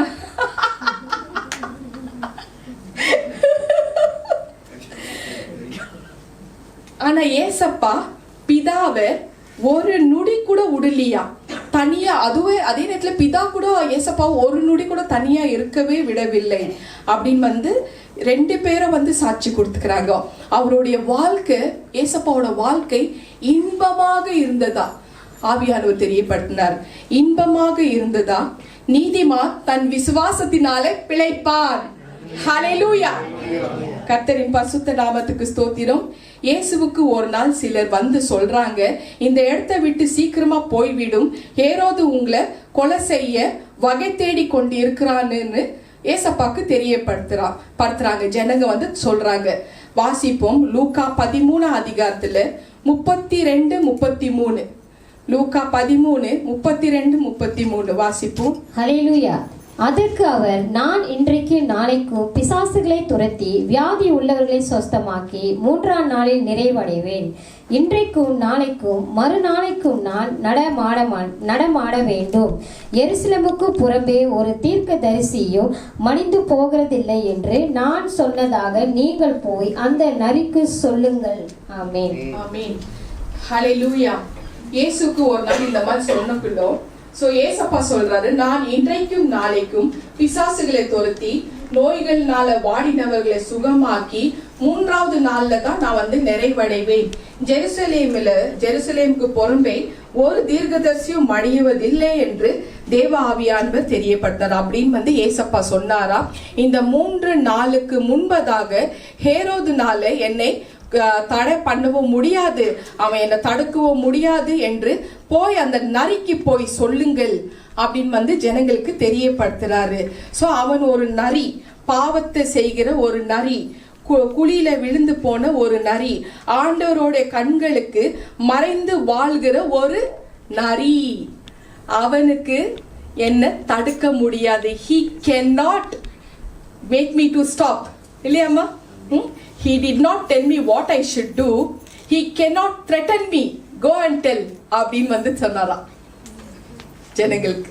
போய் அந்த ஹேரோதுக்கு சொல்லு, அந்த ஃபாக்ஸுக்கு சொல்லுங்க அப்படின்னு சொன்னாரா. நான் ஒரே ஒரு விசுவாசத்தினால வாழ்கிறேன், எனக்கு ஒன்று மட்டுமே போதும். நான் எனக்கு கொடுத்த என்னோட வேலையை, எனக்கு வந்த ஓட்டத்தை நான் முடிக்க வேண்டும். எனக்கு தேவன் தந்த வேலையை நான் நிறைவேற்றி முடிக்கிற வரைக்கும் ஒருவனும் என்னை தொட முடியாது. போய் அந்த நரிக்கு போய் சொல்லுங்கள்னு ஆண்டவராகிய இயேசு கிறிஸ்து சொன்னாரா. அவருக்கு எத்தனை ஜனங்க அவரை கொலை செய்யணும்னு துடிச்சிட்டு இருந்தாங்க. நம்ம பார்ப்போமா? ஏசப்பா உயிரோடு இருக்கிற நாட்கள்ல எத்தனை பேரு அவரை கொலை செய்யணும்னு வகை தேடி திரிஞ்சிட்டு இருந்தாங்க. வாசிமா ஒன்னொன்னா. லூக்கா 4ஆம் அதிகாரத்துல 29 நோட் பண்ணிக்கங்க எல்லாருமே. லூக்கா 4:29. ஹல்லேலூயா. எழுந்திருந்து அவரை ஊருக்கு புறம்பே தள்ளி தங்கள் ஊர் கட்டப்பட்டிருந்த செங்குத்தான மலையில் சிகரத்தில் இருந்து அவரை தலைகீழாய் தள்ளிவிடும்படிக்கு அவ்விடத்திற்கு கொண்டு போனார்கள். ஆமென். மத்தேயு 12:14 வாசிமா. மத்தேயு 12:14. ஹல்லேலூயா. அப்பொழுது பரிசேயர் வெளியே போய் அவரை கொலை செய்யும்படி அவருக்கு விரோதமாய் ஆலோசனை பண்ணினார்கள். ஆமென். கொலை செய்யறதுக்கு வகை தேடி ஆலோசனை பண்றாங்க. யோவான் 5ஆம் அதிகாரத்துல 16ஆம் வசனம் 18ஆம் வசனம். John 5th chapter 16th verse and 18th verse. இயேசு இவைகளை ஓய்வு நாளில் செய்தபடியால் யூதர்கள் அவரை துன்பப்படுத்தி அவரை கொலை செய்ய வகை தேடினார்கள். அவர் ஓய்வு நாள் கட்டளையை மீறினதும் அல்லாமல் தேவனை தம்முடைய சொந்த பிதா என்று சொல்லி தம்மை தேவனுக்கு சமமாக்கினபடினாலே யூதர்கள் அவரை கொலை செய்யும்படி அதிகமாய் வகை தேடினார்கள். ஆமென். ஆமென். யோவான் 7ஆம் அதிகாரத்துல 1ஆம் வசனம். ஜான் 7:1. ஹல்லேலூயா. இவைகளுக்கு பின்பு யூதர்கள் இயேசுவை கொலை செய்ய வகை தேடினபடியால் அவர் யூதேயாவிலே சஞ்சரிக்க மனதில்லாமல் கலிலேயாவிலே சஞ்சரித்து வந்தார். ஆமென். 11:52. யோவான் 11:52. ஹல்லேலூயா. அந்த ஜனங்களுக்காக மாத்திரமல்ல, சிதறி இருக்கிற தேவனுடைய பிள்ளைகளை ஒன்றாக சேர்க்கிறதற்காகவும் மரிக்க போகிறார் என்றும் தீர்க்க தரிசனமாய் சொன்னான். ஆமென். இயேசுவின் காலத்துக்கு முன்னாடியே ஏசப்பா கொலை செய்யறதுக்கு எப்படி எல்லாம் வகை தேடி ஜனங்க இருந்தாங்க இல்லையா? ஒவ்வொரு கட்டத்திலையும் அவரை கொலை செய்யணும் பல்வேறு விதங்களில முடிவு முயற்சி கொலை செய்யணும். அவ்வளவுதான். கல்லடிச்சு கொலை செய்யணும், தலை கீழே தள்ளி விட்டு மண்டை ஓடிஞ்சு கொலை செய்யணும். எவ்வளவு கொடூரமான ஜனங்கள் இல்ல நம்ம எல்லாரும் அந்த நாள்ல. நம்ம தான் ஆகுற அந்த ஜனங்க, வேற யாரும் இல்ல. நம்மள ரசிக்கிறதுக்கு அவர் வந்தாரு. நம்ம தான் கொடூரமான நம்ம முன்னோர்கள் சொல்ற அப்படிப்பட்ட ஒரு கொலையாளிகள். நம்ம எல்லாருமே நல்லா கவனிச்சுக்கோங்க, நம்ம எல்லாருமே கொலை செஞ்சிருக்கிறோம். ஒரு பியூர் பர்சனு, உத்தமமான ஒரு பர்சனு, தூய்மையான பர்சனு, ஒரு பாவமும் செய்யாத ஒரு பர்சனு. அவர் என்ன தப்பு செஞ்சார்? அவரை நம்ம எல்லாருமே கொன்னு உட்கார்ந்து இருக்கிறோம். அந்த பாவத்தை எப்படி தீக்கிறது? அதுக்கு வழி என்ன? ஹல்லேலூயா. கர்த்தரின் பரிசுத்த நாமத்துக்கு ஸ்தோத்திரம். பல காரணங்களில் அவரை கொலை பண்றதுக்கு முயற்சி பண்ணிட்டே இருந்தாங்களா? யூதர்கள் ஆகட்டும், பரிசேயர், சதிசேயர்கள் எல்லாருமே, இன்க்ளூடிங் இஸ்ரவேல் ஜனங்க. சோ காரணம் இயேசு சொன்னாரு, ஒருவேளை என் வேலை இன்னும் வரவில்லை அப்படின்னு தெரியப்படுத்தினாரா. என் வேலை இன்னும் வரவில்லை, என் ஊழியம் இன்னும் முற்று பெறவில்லை, நான் இன்னும் பேய்களை துரத்த வேண்டும், நோயாளிகளை சுகமாக்க வேண்டும், என் காலம் இன்னும் வரவில்லை என்று அவர் சொன்னாரா. அவர் சொன்ன பிறகு ஆனால் காலம் வந்த நேரம், அவருக்கு காலம் வந்த நேரம், அவரோட காலம், முடிவு காலம் வந்த நேரம். யோவான் 17:2, யோவான் 17:2 என் வேலை வந்தது என்று சொன்னார். 17:4, யோவான் 17:4 17th ஜான் 17:4 பிதாவே, நீர் எனக்கு செய்யும்படி நியமித்த வேலையை செய்து முடித்தேன், ஆகவே நான் சிலுவைக்கு போகும் வேலை வந்தது என்று அவர் சொல்றாரு. சோ அவர் வேலை வந்த பிறகு, வேலை எல்லாம் செய்து முடிச்ச பிறகு தான் அவர் கமிட் ஆகுறாரு. இப்போ நான் சிலுவைக்கு போகும் வேலை வந்தது. அது வரைக்கும் எந்த ஜனங்களும் ஆகட்டும், எந்த நரியாகட்டும், எந்த ஏரோத்ராஜ் ஆகட்டும், யாருமே அவரை தொட்டக்கூட முடியவில்லை.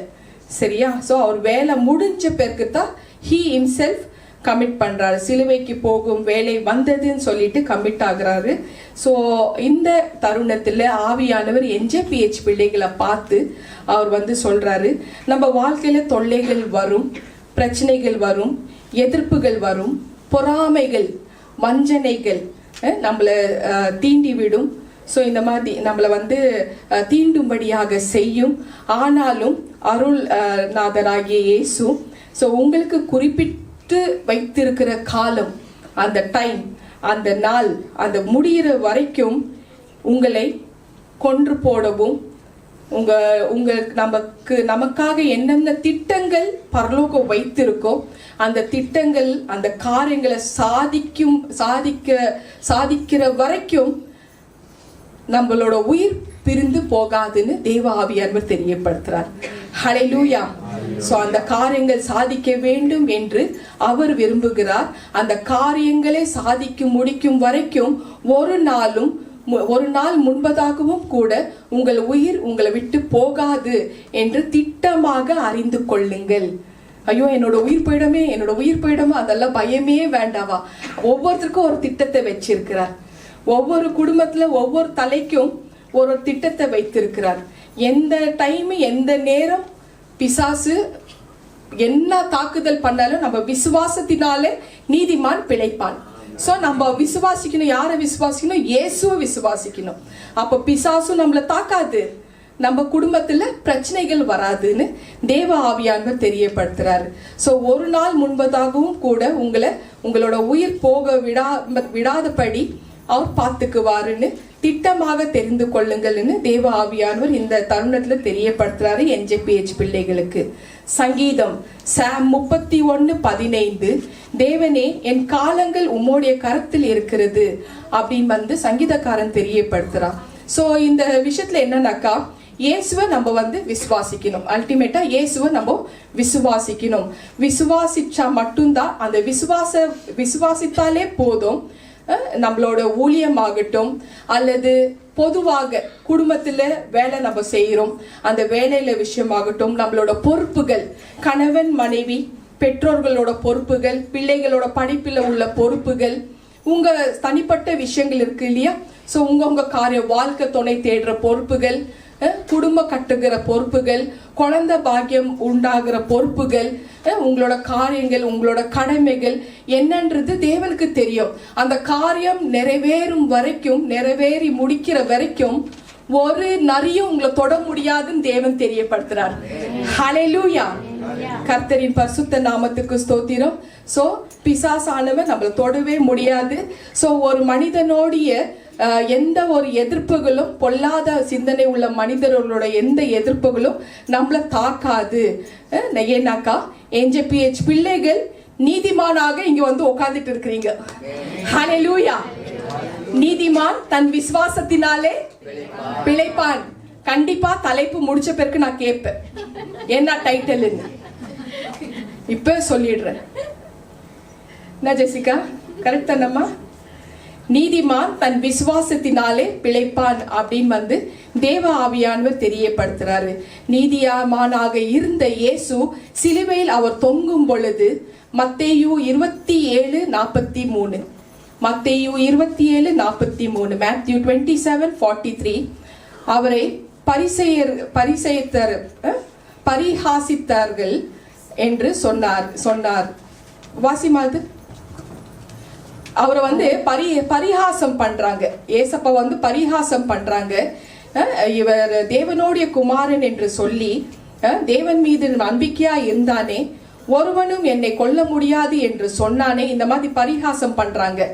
சோ இந்த மாதிரி சொல்லி, என் நாட்கள் நிறைவேறும் முடிவு வரைக்கும், என் ஊழியம் முடிகிற வரைக்கும் நிறைவேற முன்பதாகவும் ஏரோது கூட என்னை தொட முடியாது என்று சொன்னானே, என்ன ஆச்சுன்னு கேக்குறாங்க. வாசிமாது. ஹல்லேலூயா. தன்னை தேவனுடைய குமாரன் என்று சொல்லி தேவன் மேல் நம்பிக்கையா இருந்தானே, அவர் இவன் மேல் பிரியமா இருந்ததால் இப்பொழுது இவனை ரட்சிக்கட்டும் என்றார்கள். ஆமென். சோ இந்த மாதிரி என் நாட்கள் முடிகிற வரைக்கும் யாருமே என்னை தொட முடியாது, ஏரோது கூட என்னை தொட முடியாது, என்னால என்னோட வேலை அந்த மாதிரி. சோ அப்படி சொன்னவர் இவன் தேவனுடைய குமாரன் என்று சொன்னானே, இப்ப என்ன ஆச்சு? அதுக்கு பதில் ஆவியானவர் கொடுத்தாரா? அந்த நேரத்துல ஆவியானவர் கொடுத்தாரா? ஆமா, அப்படிதான் அவர் சொன்னாரு. அது வரைக்கும், அது நிறைவேறும் வரைக்கும் அவரை யாருமே தொடவில்லை. ஏன்னா நீதிமான் தன் விசுவாசத்தினாலே பிழைப்பான் அப்படின்னு ஆவியானவர் தான் பதில் கொடுத்தாரு அந்த ஜனங்களுக்கு அந்த தருணத்துல. ஹபகுக் 2:4 சோ இதன்படி அகங்காரியா இருக்கிறான், அவனுடைய ஆத்மா எனக்குள்ள செம்மையானது அல்ல, தன் விசுவாசத்தினாலே நீதிமான் பிழைப்பான். ஹல்லேலூயா. கர்த்தரின் பரிசுத்த நாமத்துக்கு ஸ்தோத்திரம்.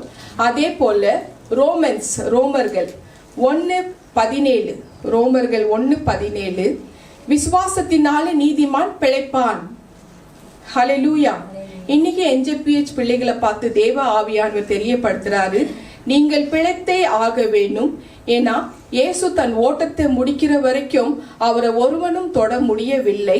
அதே மாதிரி அவரை பின்தொடர்ந்து போன பக்தனாகிய பவுல் அடிகர் அவரும் சொல்றாரு 2 தீமோத்தி 4:7, 2 தீமோத்தி 2 தீமோத்தி 4:7, அதன்படி ஓட்டத்தை முடித்தேன், நல்ல போராட்டத்தை போராடினேன், விசுவாசத்தை காத்து கொண்டேன், ஓட்டத்தை முடித்தேன் அப்படின்னு தெரியப்படுத்துறாரு. தொல்லைகள் வந்தது, உபத்திரவங்கள் வந்தது, ஆனாலும் நான் என் ஓட்டத்தை முடிக்கும் வரை அவைகள் பேசாம இருந்ததா. அதே மாதிரிதான் நமக்கு நம்ம ஏசப்பா மேல விசுவாசத்தோட இருந்தா எந்த சுத்திலும் எந்த ஒரு டிஸ்டர்பன்ஸும் நம்மள சீண்டாதுன்னு தேவன் தெரியப்படுத்துறார். ஏன்னா நம்ம நீதியாக இருக்கிறோம். அதுக்கு வழி இதுதான். அவர் சிந்தின ரத்தம், அவர் உடன்படிக்கையின் ரத்தத்துல கழுவப்பட்ட பிறகு நம்ம நீதிமானாக மாறிடுறோம். கட்டளைகளை ஃபாலோ பண்ணணும், அவ்வளவுதான். நீதிமான் தன் விசுவாசத்தினால பிழைத்தே ஆக வேண்டும். ஹல்லேலூயா. கர்த்தரின் பரிசுத்த நாமத்துக்கு ஸ்தோத்திரம். ஸோ நம்ம NJPH பிள்ளைகளை பார்த்து தேவ ஆவியானவர் தெரியப்படுத்துறாரு, நோய்கள் நமக்கு வரலாம், அதாவது உங்களுக்கு எல்லாருக்குமே வரலாம், எனக்கும் சேர்த்து வரலாம், எனக்கும் உங்களுக்கும் சேர்த்து ஆண்டவர் பேசுறாரு. நோய்கள் வரலாம். உன் நாட்கள் முடிவடைந்து விட்டது என்று வைத்தியர்கள் சொல்லலாம். நோய்களின் அறிகுறி உன்னை கலங்கம் பண்ணலாம். ஆனாலும் நீ திடன் கொள்ளு, விசுவாசத்தினாலே நீதிமான் பிழைப்பான். நடந்த உண்மை சம்பவத்தை சொல்ற. ஒரு நாள் சர்ஜரிக்கு முன்னாடி மகளை ஸ்கூலுக்கு கொண்டு போற, தலையில 1 கிலோக்கு மேல கியூமர் கட்டி இருக்கு. ரோட்ல விழுந்துடுற, நடு ரோட்ல. அந்த AIA இருக்கு இல்லையா, அந்த ஜெக்கால் மால் சைட்ல 3 இடத்துல சிக்னல் இருக்கு இல்லையா, அந்த சிக்னல் இடத்துல நடு ரோட்ல டப்புன்னு உழுற. அன்னைக்கு நைட்டு பிரின்ஸ்கோட் ஹாஸ்பிட்டல்ல ஹஸ்பண்ட் கூட்டின்னு போய் அட்மிட் பண்றாரு. அட்மிட் பண்ணக்குள்ள மறுநாள் ஸ்கேன் எடுக்கிறாங்க. கழுத்துலேருந்து பாட்டம் கால் வரைக்கும் ஸ்கேன். தொண்டையில் இருக்கா, ஏதாவது பிரச்சனை இருக்கா, தைராய்டு இருக்கா, கேன்சர் இருக்கா, லங்ஸில் இருக்கா, ஏதாவது பிரச்சனை இருக்கா, ஹார்ட் அடிச்சிருக்கா, தண்ணி கோத்து இருக்கா, வயிற்றுல பிரச்சனை இருக்கா, கிட்னியில் பிரச்சனை இருக்கா, டாப் டு பாட்டம், முட்டியில் குதிகாலில் பிரச்சனை இருக்கா, முழங்காலில் பிரச்சனை இருக்கா, குதிகாலில் பிரச்சனை இருக்கா, ஒன்றுமே இல்லை, கிளியராக இருக்கு. 2வது நாள் MRI CT ஸ்கேன், தலைக்கு மட்டும் தான் ஸ்கேனிங். ஸோ அந்த MRI CT ஸ்கேன் எடுத்த கையோட ஒரு பெரிய அதிர்ச்சி காத்துட்டு இருந்தது, 1 கிலோக்கு மேலே. ஸோ எனக்கு அந்த MRI CT ஸ்கேன் ஆனாக்கா அந்த ரேடியேஷன் தலையில் அப்படியே மயக்கமாக இருக்கும். ஸோ நான் மயக்கமாக இருக்கிறேன்னு டாக்டர் நினைச்சாங்க. ஹஸ்பண்ட் பெட்ரோனாஸில் வேலை. ஸோ அவர் என்னை முடிச்சு கூடவே இருந்தார். ஸோ பெர்மிஷன் போட்டு வரலான்னு போயிருக்கிறாரு ஹாஸ்பிட்டல், ஆஃபீஸ் போயிருக்கிறாரு. ஏன்னா ஹாஸ்பிட்டல் 2வது நாள் இது. ஸோ இங்கே எந்த ஸ்கேன் நடந்துட்டு இருக்கு. முடிச்ச பிறகு என்னை வெளியில் அந்த MRI ஸ்கேனிங் ரூமில் தான் இருக்கிற பெரிய பெரிய டாக்டர்ஸ், சர்ஜன் எல்லாம் வந்துட்டாங்க, பிரின்ஸ்கோட் ஹாஸ்பிட்டல். ஸோ வந்துட்டு அவங்க பேச ஆரம்பிக்கிறாங்க. இந்த கேஸு தேராது, 1 கிலோக்கு மேலே கட்டி இருக்கு, கத்தி வச்சா ஸ்பாட் அவுட்டு, அவ்வளோதான். மேக்சிமம் 4 மணி நேரம் ஒரு நாள், இல்லைன்னா குறைஞ்சபட்சம் ஒரு 2 நாள் தான் தாங்கும். இது நம்மளால முடியாது, எடுக்க வேண்டாம் இந்த கேஸ். ஏன்னா இவங்க ஹஸ்பண்ட் பெட்ரோனாஸ்ல வேலை செய்யறாரு, வாய்ஸ் ரேஸ் அவுட் பண்ணுவாரு, பேர் கெட்டு போயிடும் ஹாஸ்பிட்டலுக்கு. ஏன்னா இப்போ என்னோட பில் 130,000 ரிங்கெட்டு. ஸோ 2 நாள்ல ஓரளவுக்கு பணம் எடுத்துட்டாங்க. ஆனால் சர்ஜரி இன்னும் நடக்கல. ஸோ அந்த ஒரு பையன் ஹஸ்பண்டை கூப்பிடணும்னு பேசுறாங்க. என்னோட கான்சியஸ், உள்ளான ஆத்மாக்கு உயிர் இருக்கு, இதெல்லாம் கேட்டுட்டு இருக்கிறேன், நான் பேசிட்டு இருக்கிறது கேட்டு இருக்கேன், நான் மயக்கமா இருக்கிறேன்னு டாக்டர் நினைச்சிட்டு இருக்கிறாங்க. ஆனா என்னோட உள்ளான ஆத்மா அதெல்லாம் கேட்டுட்டு இருக்கு. அதுக்கப்புறமா ஹஸ்பண்டை கூப்பிடுறாங்க. அதுக்கப்புறம் ஹஸ்பண்டை தனியா கூட்டின்னு போய் பேசுறாங்க. ஸோ அந்த மாதிரி ஒரு விஷயம். ஸோ இந்த எல்லா விஷயங்கள் நடக்குது. உடனே நாங்கள் மறுநாளே நாங்கள் ஊருக்கு போயிடுறோம். சர்ஜரி எல்லாம் முடிஞ்சு ஒரே மாசத்துல மலேசியாவுக்கு ஞானஸ்தானம் எடுத்துக்கிறேம்மா. இயேசுவை என்னோட சொந்த ரட்சகராக ஏத்துக்கிறேன். ஏத்தின பேருக்கு ஒரு அற்புதத்தை செஞ்சு என்னை இந்த இடத்துல நிக்க வச்சிருக்கிறார். ஹல்லேலூயா. விசுவாசத்தினாலே நீதிமான் பிழைத்து ஆக வேண்டும். டாக்டர்கள் 1000 சொல்லலாம், ஆனா மாத்திட்டாரு, கேஸே மாத்திட்டாரு. ஹல்லேலூயா. சோ நமக்கு நம்ம யாராவது இந்த வார்த்தைகள் லைவ்ல கேட்டுட்டு இருக்கிறவங்க ஆகட்டும், யூடியூப்ல இங்க வந்திருக்கிற மக்கள் யாரா இருக்கட்டும், இயேசுவை உங்களோட உள்ளத்துல நீங்க அக்செப்ட் பண்ணிட்டு உங்களோட வாழ்க்கையை ஒப்பு கொடுத்த பிறகு உங்களோட ஓட்டத்தை ஓடி முடிக்கிற வரைக்கும் எந்த பிசாசு தொடாதான். ஹல்லேலூயா. விசுவாசத்தினாலே நீதிமான் பிழைத்தே ஆக வேண்டும். ஹல்லேலூயா. கர்த்தரின் பரிசுத்த நாமத்துக்கு ஸ்தோத்திரம். Because he is a living God. ஜீவனுள்ள தேவன். ஹல்லேலூயா. இயேசு நமக்காக ஒரு முன்மாதிரியாக இருக்கிறார். he is a example. அவர் ஒரு எக்ஸாம்பிளாக இருக்கிறாரு. அவர் தான் சொல்றாரு, அந்த நரிக்கு போய் சொல்லு, 3 நாள் என்னோட ஊழியம் செய்ய நிறைவேறும் வரைக்கும் அவன் என்னை தொடவே முடியாது. ஒரு நாள் ஏசப்பாக்கு 1000 வருஷத்துக்கு சமம். 1000 வருஷம் ஒரு நாளைக்கு சமம். ஸோ 3வது நாள்ல நம்ம இருக்கிறோம். ஸோ இந்த மாதிரி அந்த வேலை அவர் மாம்சத்தில் இருக்கிறக்குள்ளோ, எனக்கு பிதாவே என் வேலை வந்தது, உம்மிடத்துல வரும் வேலை வந்தது என்று தன்னைத்தானே ஒப்பு கொடுக்கிறார் மரண தண்டனைக்கு. ஸோ உயிர் பிரியுது, ஆவியை ஒப்பு கொடுக்கிறாரு. 3ஆம் நாள் இன்னைக்கு உயிர் தெழுந்துட்டார். அப்ப விசுவாசத்தினால நீதிமான் பிழைத்திருக்கிறார். ஹல்லேலூயா. கர்த்தரின் பரிசுத்த நாமத்துக்கு ஸ்தோத்திரம். ஸோ விசுவாசத்தினால நீதிமான் பிழைத்தே ஆக வேண்டும். நமக்கு கஷ்டங்கள் வரத்தான் செய்யும். கஷ்டங்கள் இல்லாத யாராவது இருக்கிறாங்களாம்மா கிறிஸ்டினா? யாருமே கிடையாது. ஒவ்வொருத்தருக்கும் ஒவ்வொரு விதமான கஷ்டங்கள் இருக்கு, துன்பங்கள் இருக்கு, துயரங்கள் இருக்கு, வேதனை இருக்கு, நிம்மதி இல்லாத வாழ்க்கை இருக்கு. ஐயோ, இதுதானே என்னோட முடிவு, இதுதானே என்னோட வாழ்க்கை. ஆமா, இதுதான் battle field. You have to win. நீ இதுல தான் ஜெயம் கொள்ளணும். இதுல ஜெயம் கொண்டு நீ வரணும், சாதிச்சுட்டு வரணும், இதை கொண்டு வரணும். அப்படிப்பட்ட விசுவாசம் உனக்குள்ள காணப்படணும் தேவன் விருப்பப்படுறார். அவரோட அனுமதி இல்லாம நமக்கு எதுவுமே ஒண்ணு வராது. ஆனா அவர் விருப்பப்படுறது என்னன்னாக்கா தூய்மையான வாழ்க்கை, பரிசுத்தமான வாழ்க்கை, கட்டளைகள் ஃபாலோ பண்ணணும், ஒழுக்கமாக நடக்கணும். இந்த மாதிரி ஒரு விஷயத்துல அவர் நிறைய எதிர்பார்க்கிறார். ஹல்லேலூயா. கடவுள் நமக்கு கஷ்டத்தை தருவதுக்கு ஒரே ஒரு காரணம். அவர் கஷ்டத்தை தராருனாக்கா நம்மளை சோதிக்கிறதுக்காக அல்ல, நம்ம சுத்தி எத்தனை உண்மையான உறவுகள் இருக்குதுன்னு நமக்கு தெரிஞ்சுக்கொள்ளணும்.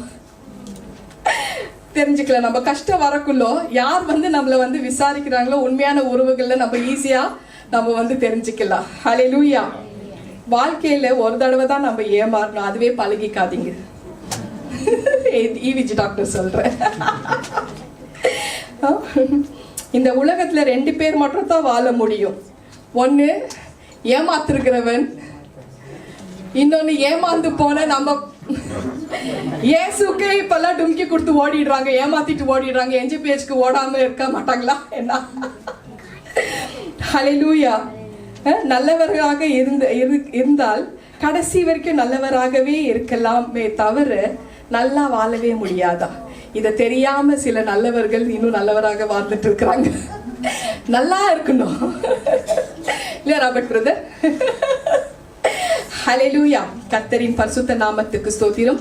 கொலோசியன் 1:27 புறஜாதிக்குள்ள அவர் 3ஆம் நாள் உயிர் தெழுந்தாரு. புறஜாதிக்குள்ள விளங்கிய இந்த ரகசியத்துக்குள்ள மகிமையின் ஐஸ்வர்யம் இன்னதென்று தேவன் தம்முடைய பரிசுத்தவான்களுக்கு தெரியப்படுத்தினாரு. பரிசுத்தவான்கள் பிரீச்சர் யாரெல்லாம் அபிஷேகம் பெற்று பிரீச் பண்றாங்களோ அவங்க எல்லாரும் பரிசுத்தவான்கள். எங்கள் மூலமா ஆண்டவராகிய இயேசு கிறிஸ்து தேவ ஆவியானவர் தெரியப்படுத்துறாரு.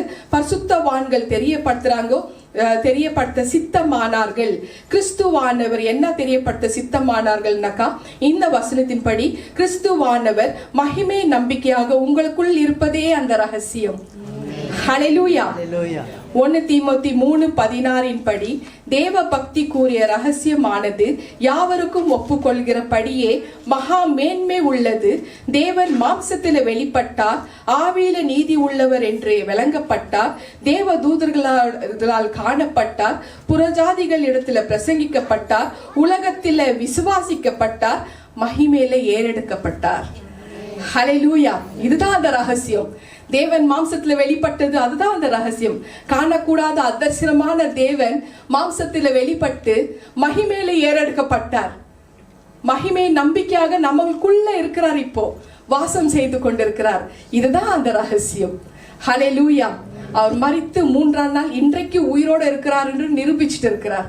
இதை விட என்னங்க வேணும் ப்ரூஃப்? ஹல்லேலூயா. கர்த்தரின் பரிசுத்த நாமத்துக்கு ஸ்தோத்திரம். 1 கொரிந்தியர் 15 அதிகாரத்துல 3-4 வசனம் வாசிமா. ஹல்லேலூயா. நான் அடைந்ததும் உங்களுக்கு பிரதானமாக ஒப்புவித்ததும் என்னவென்றால், கிறிஸ்துவானவர் தேவ வாக்கியங்களின்படி நமது பாவங்களுக்காக மரித்து அடக்கம் பண்ணப்பட்டு தேவ வாக்கியங்களின்படி 3ஆம் நாளில் உயிர் தெழுந்து. ஆமேன். ஆமீன். சோ அவர் இன்றைக்கு உயிர் தெழுந்திருக்கிறார். ஹல்லேலூயா. கர்த்தரின் பரிசுத்த நாமத்துக்கு ஸ்தோத்திரம். யோவான் 14 அதிகாரத்துல 20 வசனம் 23 வசனம் நோட் பண்ணுங்க. John 14th chapter 20th verse and 23rd verse. நான் என் பிதாவிலும் நீங்கள் என்னிலும் நான் உங்களிலும் இருக்கிறதே அந்நாளிலே நீங்கள் அறிவீர்கள். இயேசு மீண்டும் பிரதி உத்தரமாக, ஒருவன் என்னில் அன்பாய் இருந்தால் அவன் என் வசனத்தை, நல்லா கவனிங்க, அவன் என் வசனத்தை கை கொள்ளுவான்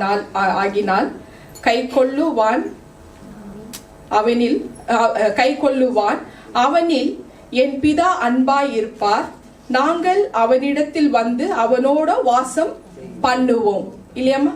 சோ இந்த மாதிரி இயேசு அவருடைய வசனத்தின் படி நடந்தா மட்டும், கை கொண்டா மட்டும் பிதாவும் ஏசப்பா நம்மளோட கூட வந்து வாசம் பண்ணுவார் அப்படின்னு வந்து தேவன் தெரியப்படுத்தியிருக்கிறார், ஆவியானவர் தெரியப்படுத்தியிருக்கிறார். அப்போ அல்டிமேட்டா கட்டளைகள் நம்ம வந்து ஃபாலோ பண்ண. அவர் ரத்தம் சிந்தி உடன்படிக்கை பண்ணி வச்சிருக்கிறாரு. அவர் வெள்ளிக்கிழமை ரத்தம் சிந்தி புதிய உடன்படிக்கை ஓபன் பண்ணிட்டார். அந்த ரத்தத்தில் கழுவப்பட்ட அத்தனை பேரும் நீதிமான்களாக இருக்கிறோம். நீதிமான் தன் விசுவாசத்தினால பிழைப்பான். சோ வசனத்தை வந்து பின்வாங்கி போனாக்கா அவன் மேல என் ஆத்மா, அதாவது பிதாவுக்கு அவனுடைய பர்டிகுலர் பின்வாங்கி போற ஆத்மா மேல பிரியமாக இராது. ஹல்லேலூயா. சோ கட்டாய வசனத்தை நம்ம வந்து ஃபாலோ பண்ணணும். சங்கீதக்காரன் சொல்றார், சங்கீதம் சாம் 103:18 வசனம் வாசிமா. ஹல்லேலூயா. அவருடைய உடன்படிக்கையை கை கொண்டு அவருடைய கட்டளைகளின்படி செய்ய நினைக்கிறவர்கள் மேலேயே உள்ளது. ஆமேன். ஆமேன். சோ கட்டளைகள் கண்டிப்பா நம்ம வந்து ஃபாலோ பண்ணணும்.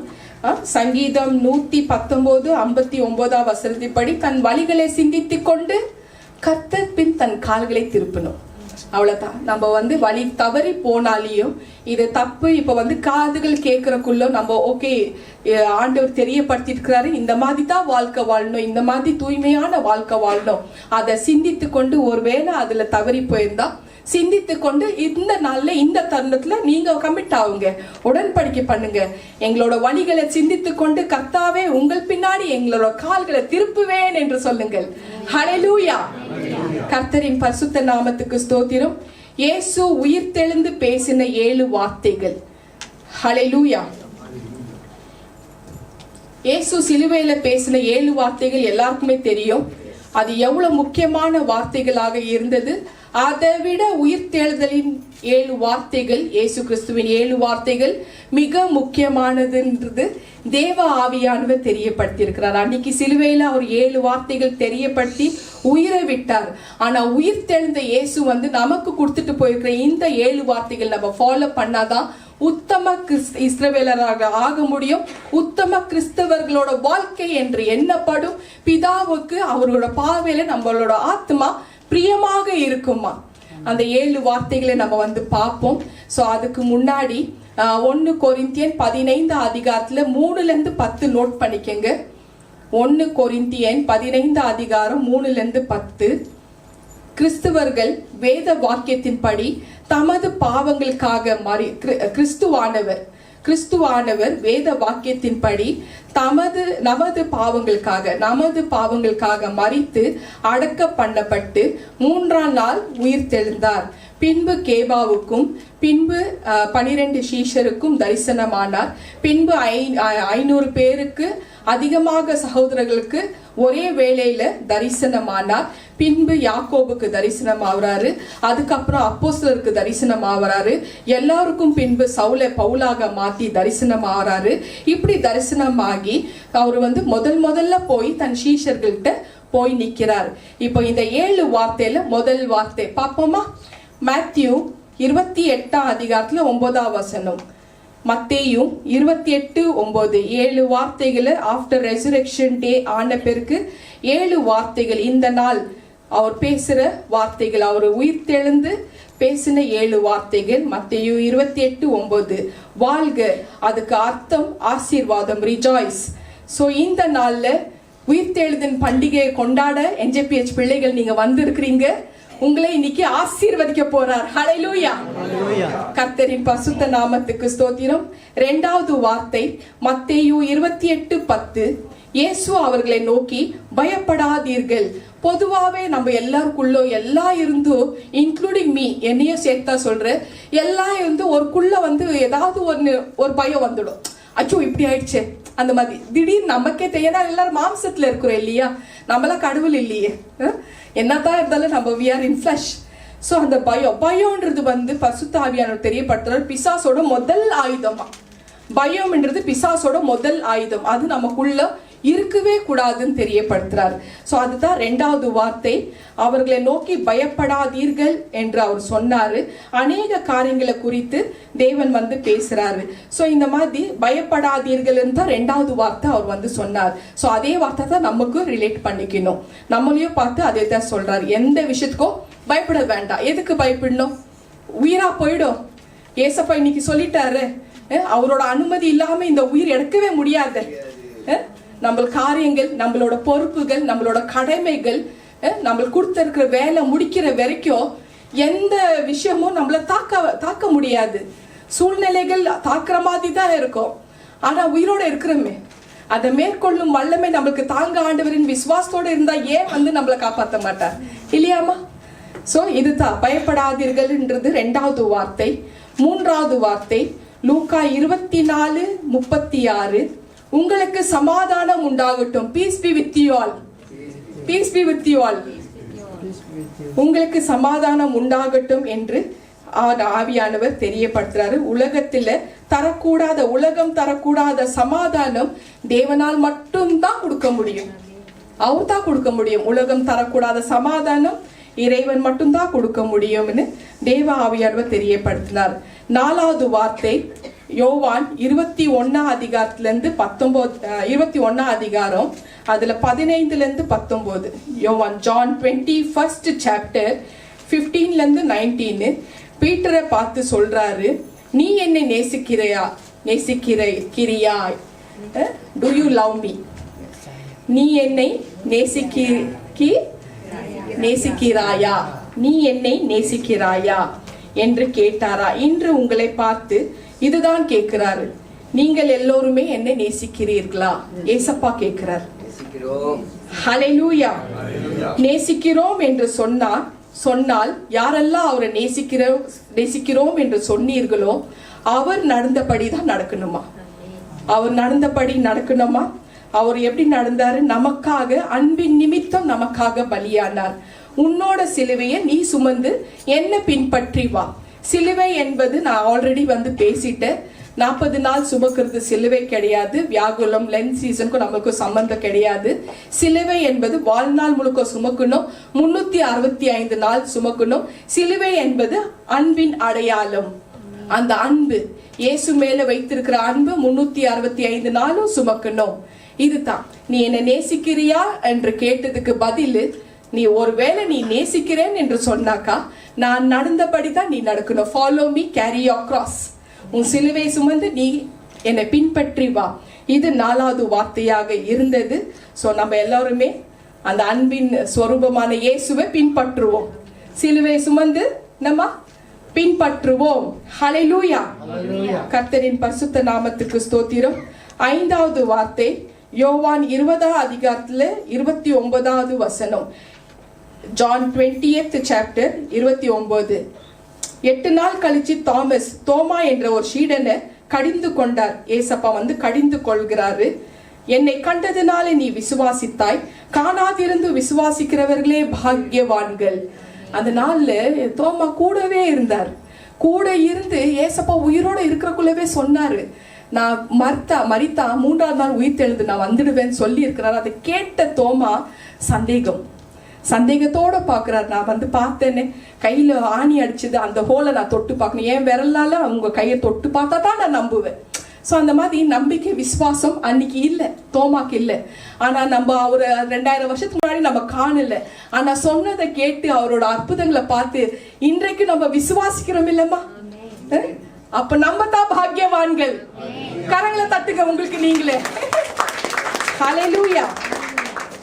சோ காணாதிருந்தும் கண்டவர்கள் தான் பாக்கியவான்கள் என்று தேவ ஆவியானவர் தெரியப்படுத்துறாரு.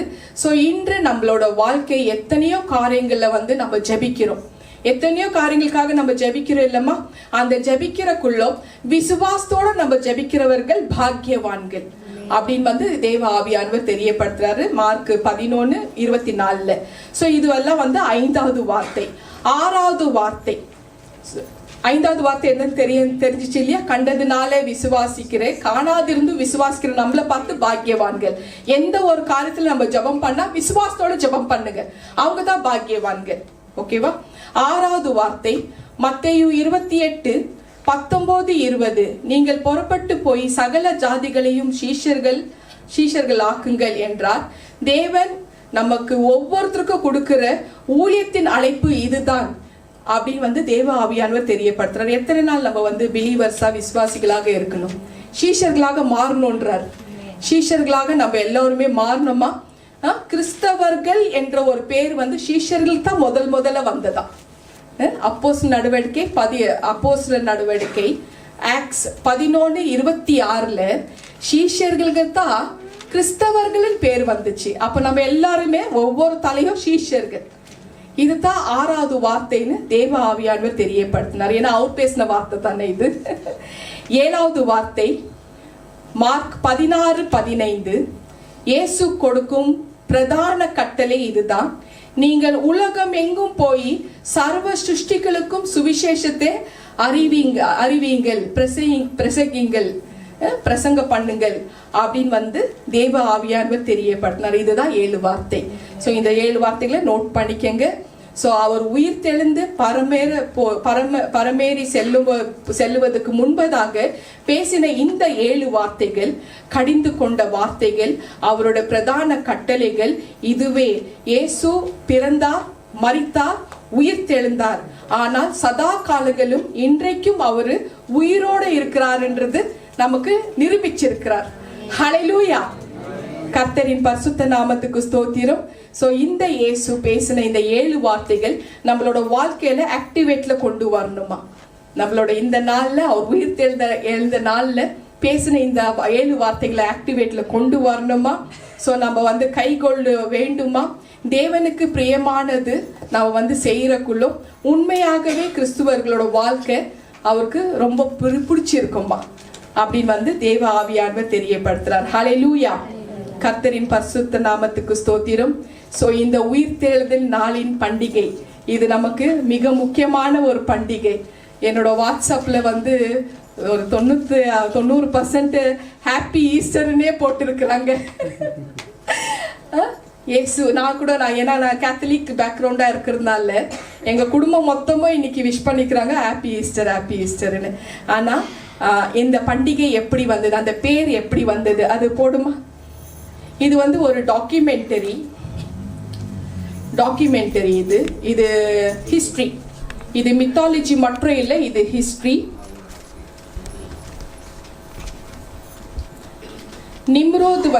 நிம்ரோதோட மனைவி தான் இஸ்தர். நிம்ரோத் என்ற மனிதன் வேத புக்ல எழுதப்பட்டிருக்கு.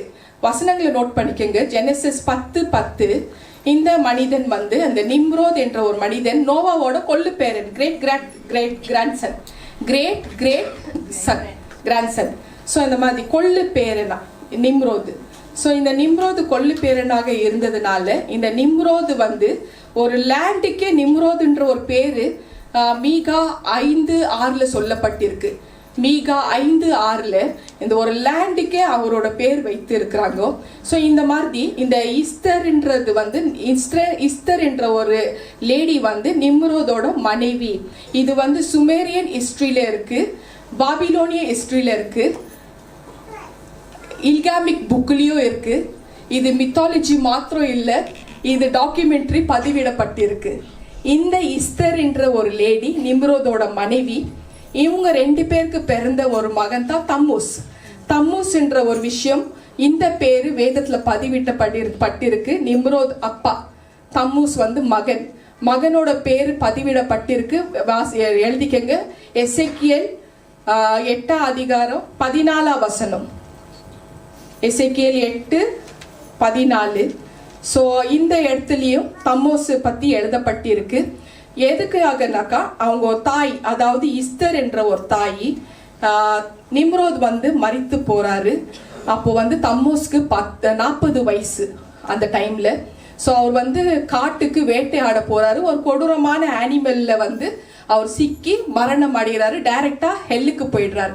ஹெல்லுக்கு போன பிறகு இந்த இஸ்தர் என்ன சொல்றாங்கன்னா, எசேக்கியேல் 8:14 அந்த நான் போய் மீட் எடுத்துட்டு வரேன், அந்த ஸ்திரீகளுக்கு சொல்லிட்டு போறாங்க, நான் போய் 40 நாளுக்குள்ள நான் மீட் எடுத்துட்டு வரேன்.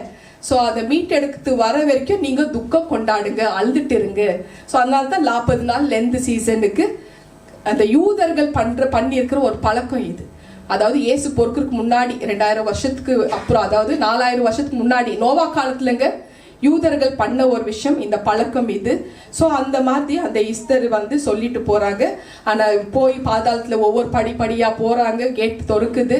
ஸோ ஒவ்வொரு விஷயம். ஆனா 40 நாள் எதுக்குனாக்கா அந்த தம்மூஸ்க்கு வயசு 40 வயசு, அதனால 40 நாள் கணக்கு வச்சு போறாங்க. ஆனா ரிட்டர்ன் தம்மூஸை கொண்டு வராததுனால, ஆனா அது துக்க நாள்னு அவங்க ஆரம்பிச்சு அந்த பழக்கத்தை தொடங்குறாங்க.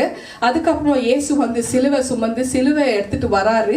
எடுத்துட்டு வரக்குள்ள லூக்கா 23:28 படி அந்த ஸ்திரீகள், அழுந்துட்டு இருக்கிற ஸ்திரீகளை பார்த்து, நீங்கள் எனக்காக இனி அழ வேண்டாம், உங்களுக்கும் உங்களோட பிள்ளைகளுக்காக நீங்க அழுங்க, பழைய பாரம்பரிய பழக்கத்துல இருந்து வெளியே வாங்க, நான் இப்ப போனாலையும் 3 நாளுக்குள்ள உயிரோட நான் வரப்போறேன், எனக்காக நீ துக்கம்லாம் பட வேண்டாம், உங்களுக்காகவும் உங்களோட பிள்ளைகளுக்காகவும் அழுங்க, நான் உங்களை ரட்சிக்கணும், அதுக்காக அழுங்க அப்படின்னு தான் சொல்லிட்டு போனாரு.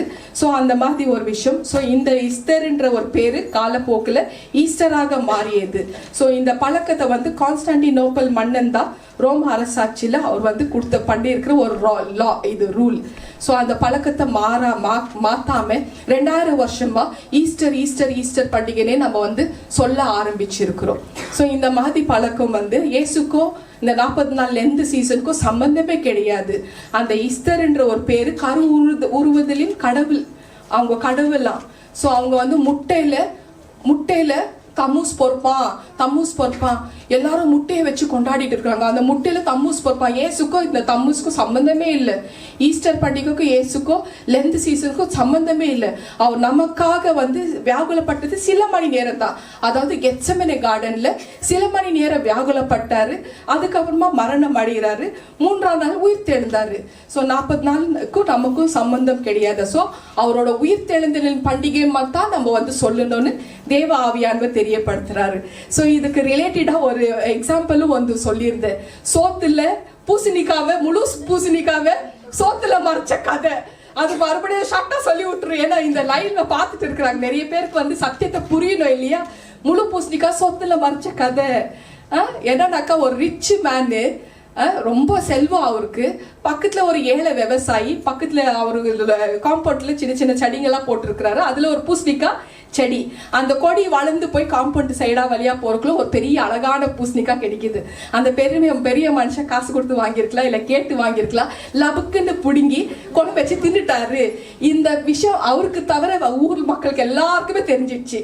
ஸோ அவரை வீடை அட்ரஸ் பண்றது எப்படின்னாக்கா, எங்கம்மா நீ இருக்கிறன்னா, அந்த பூசணிக்காய் திருடனா இருப்பார், பக்கத்து வீட்டில் தான் நான் இருக்கிறேன், அந்த பக்கத்து தெருவில் தான் நான் இருக்கிறேன். எங்கம்மா நீ இருக்கிற, அந்த பூசணிக்காய் திருடனா இருப்பாரு, அந்த 3ஆவது தெருவில் தான் நான் இருக்கிறேன். அந்த பூசணிக்காய் திருடனா இருப்பாரு, அந்த முக்குல தான் எங்க தம்பி வீடு இருக்கு. அந்த பூசணிக்காய் திருடனா இருப்பாரு, அந்த வீட்டுக்கு பின்னாடி தான் முத்து வீடு இருக்கு.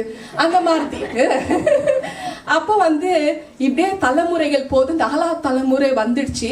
அந்த 4ஆவது தலைமுறையில பேரை, அதாவது கொள்ளு பேரை, அவன் அதே கிராமத்துக்கு ஒரு ஆபீசரா வராரு, அதாவது வில்லேஜ் ஆபீசரா வராரு. ஸோ அந்த மாதிரி பஞ்சாயத்து ஆஃபீஸரா வராரு. ஜனங்க கேட்குறாங்க யார் இந்த ஆளுன்னு. அதுக்கப்புறம் அந்த ஜனங்க எல்லாம் சொல்றாங்க அந்த பூசணிக்காய் திருடினார் பாரு அவனோட கொள்ளு பேரை. அப்பதான் இந்த ஆஃபீஸருக்கு ரொம்ப மனசு ஒடிஞ்சு போய் நல்லா தான் வாழ்ந்த குடும்பம் இந்த சின்ன விஷயத்துல அசிங்கப்பட்டு போச்சு.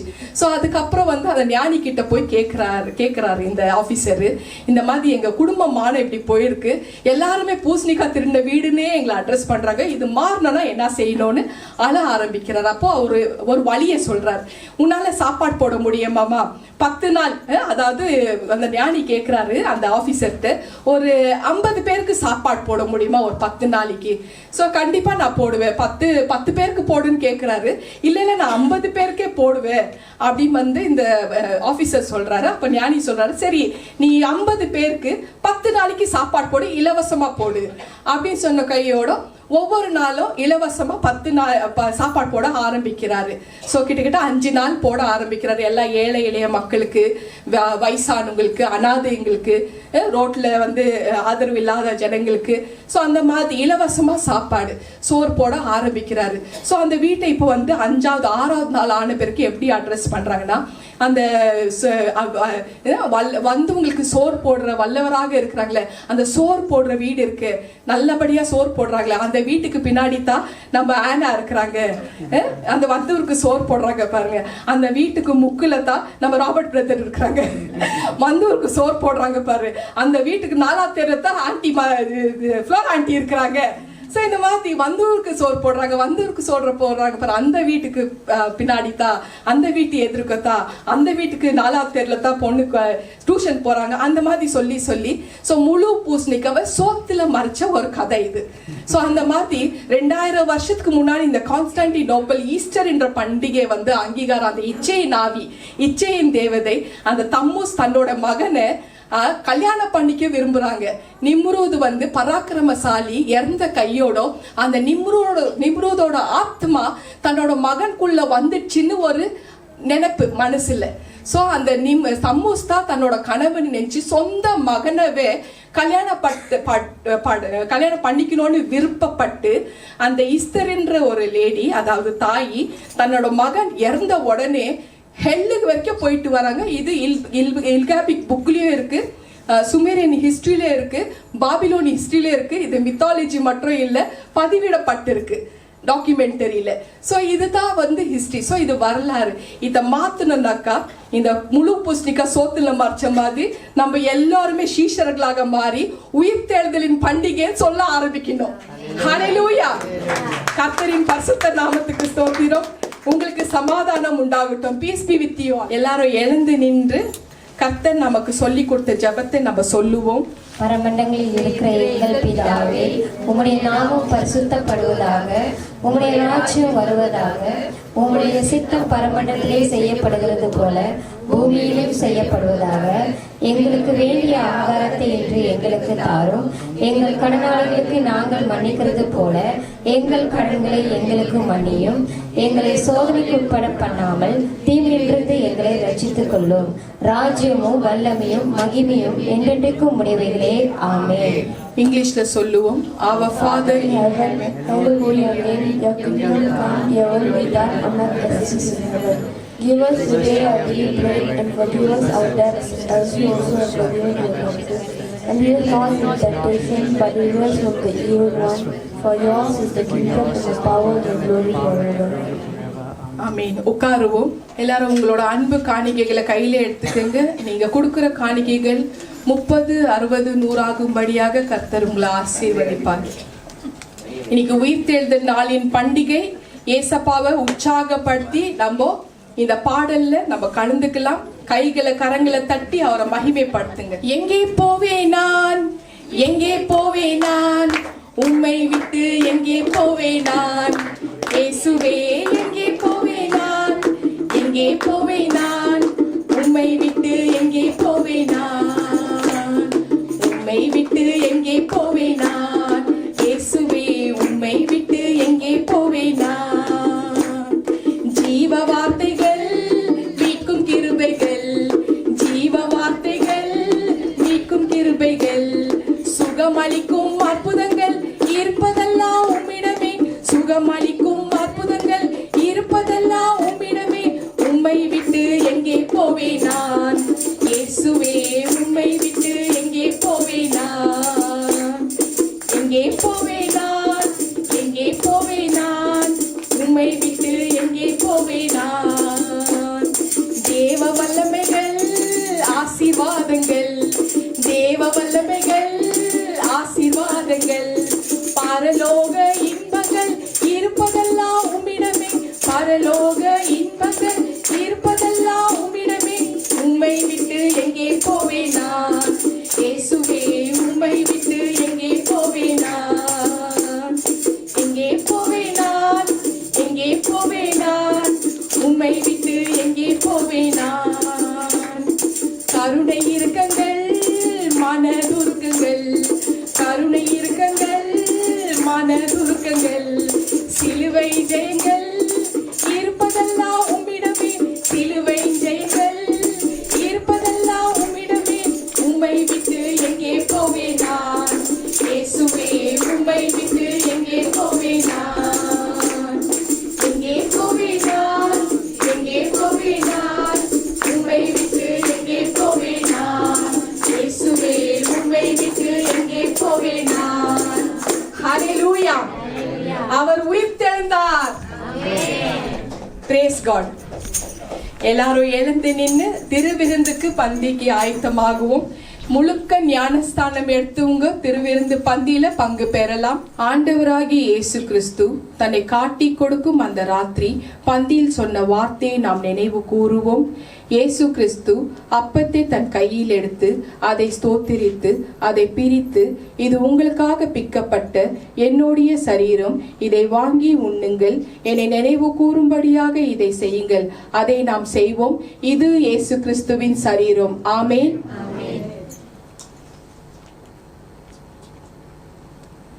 அந்தபடியே ஒரு பாத்திரத்தில் திராட்சை ரசத்தை எடுத்து, இது உங்களுக்காக சிந்தப்பட்ட என்னுடைய இரத்தம், இது என்னுடைய புதிய உடன்படிக்கை ஆகும், இதை வாங்கி பருகுங்கள், என்னை நினைவு கூறும்படியாக இதை செய்யுங்கள்.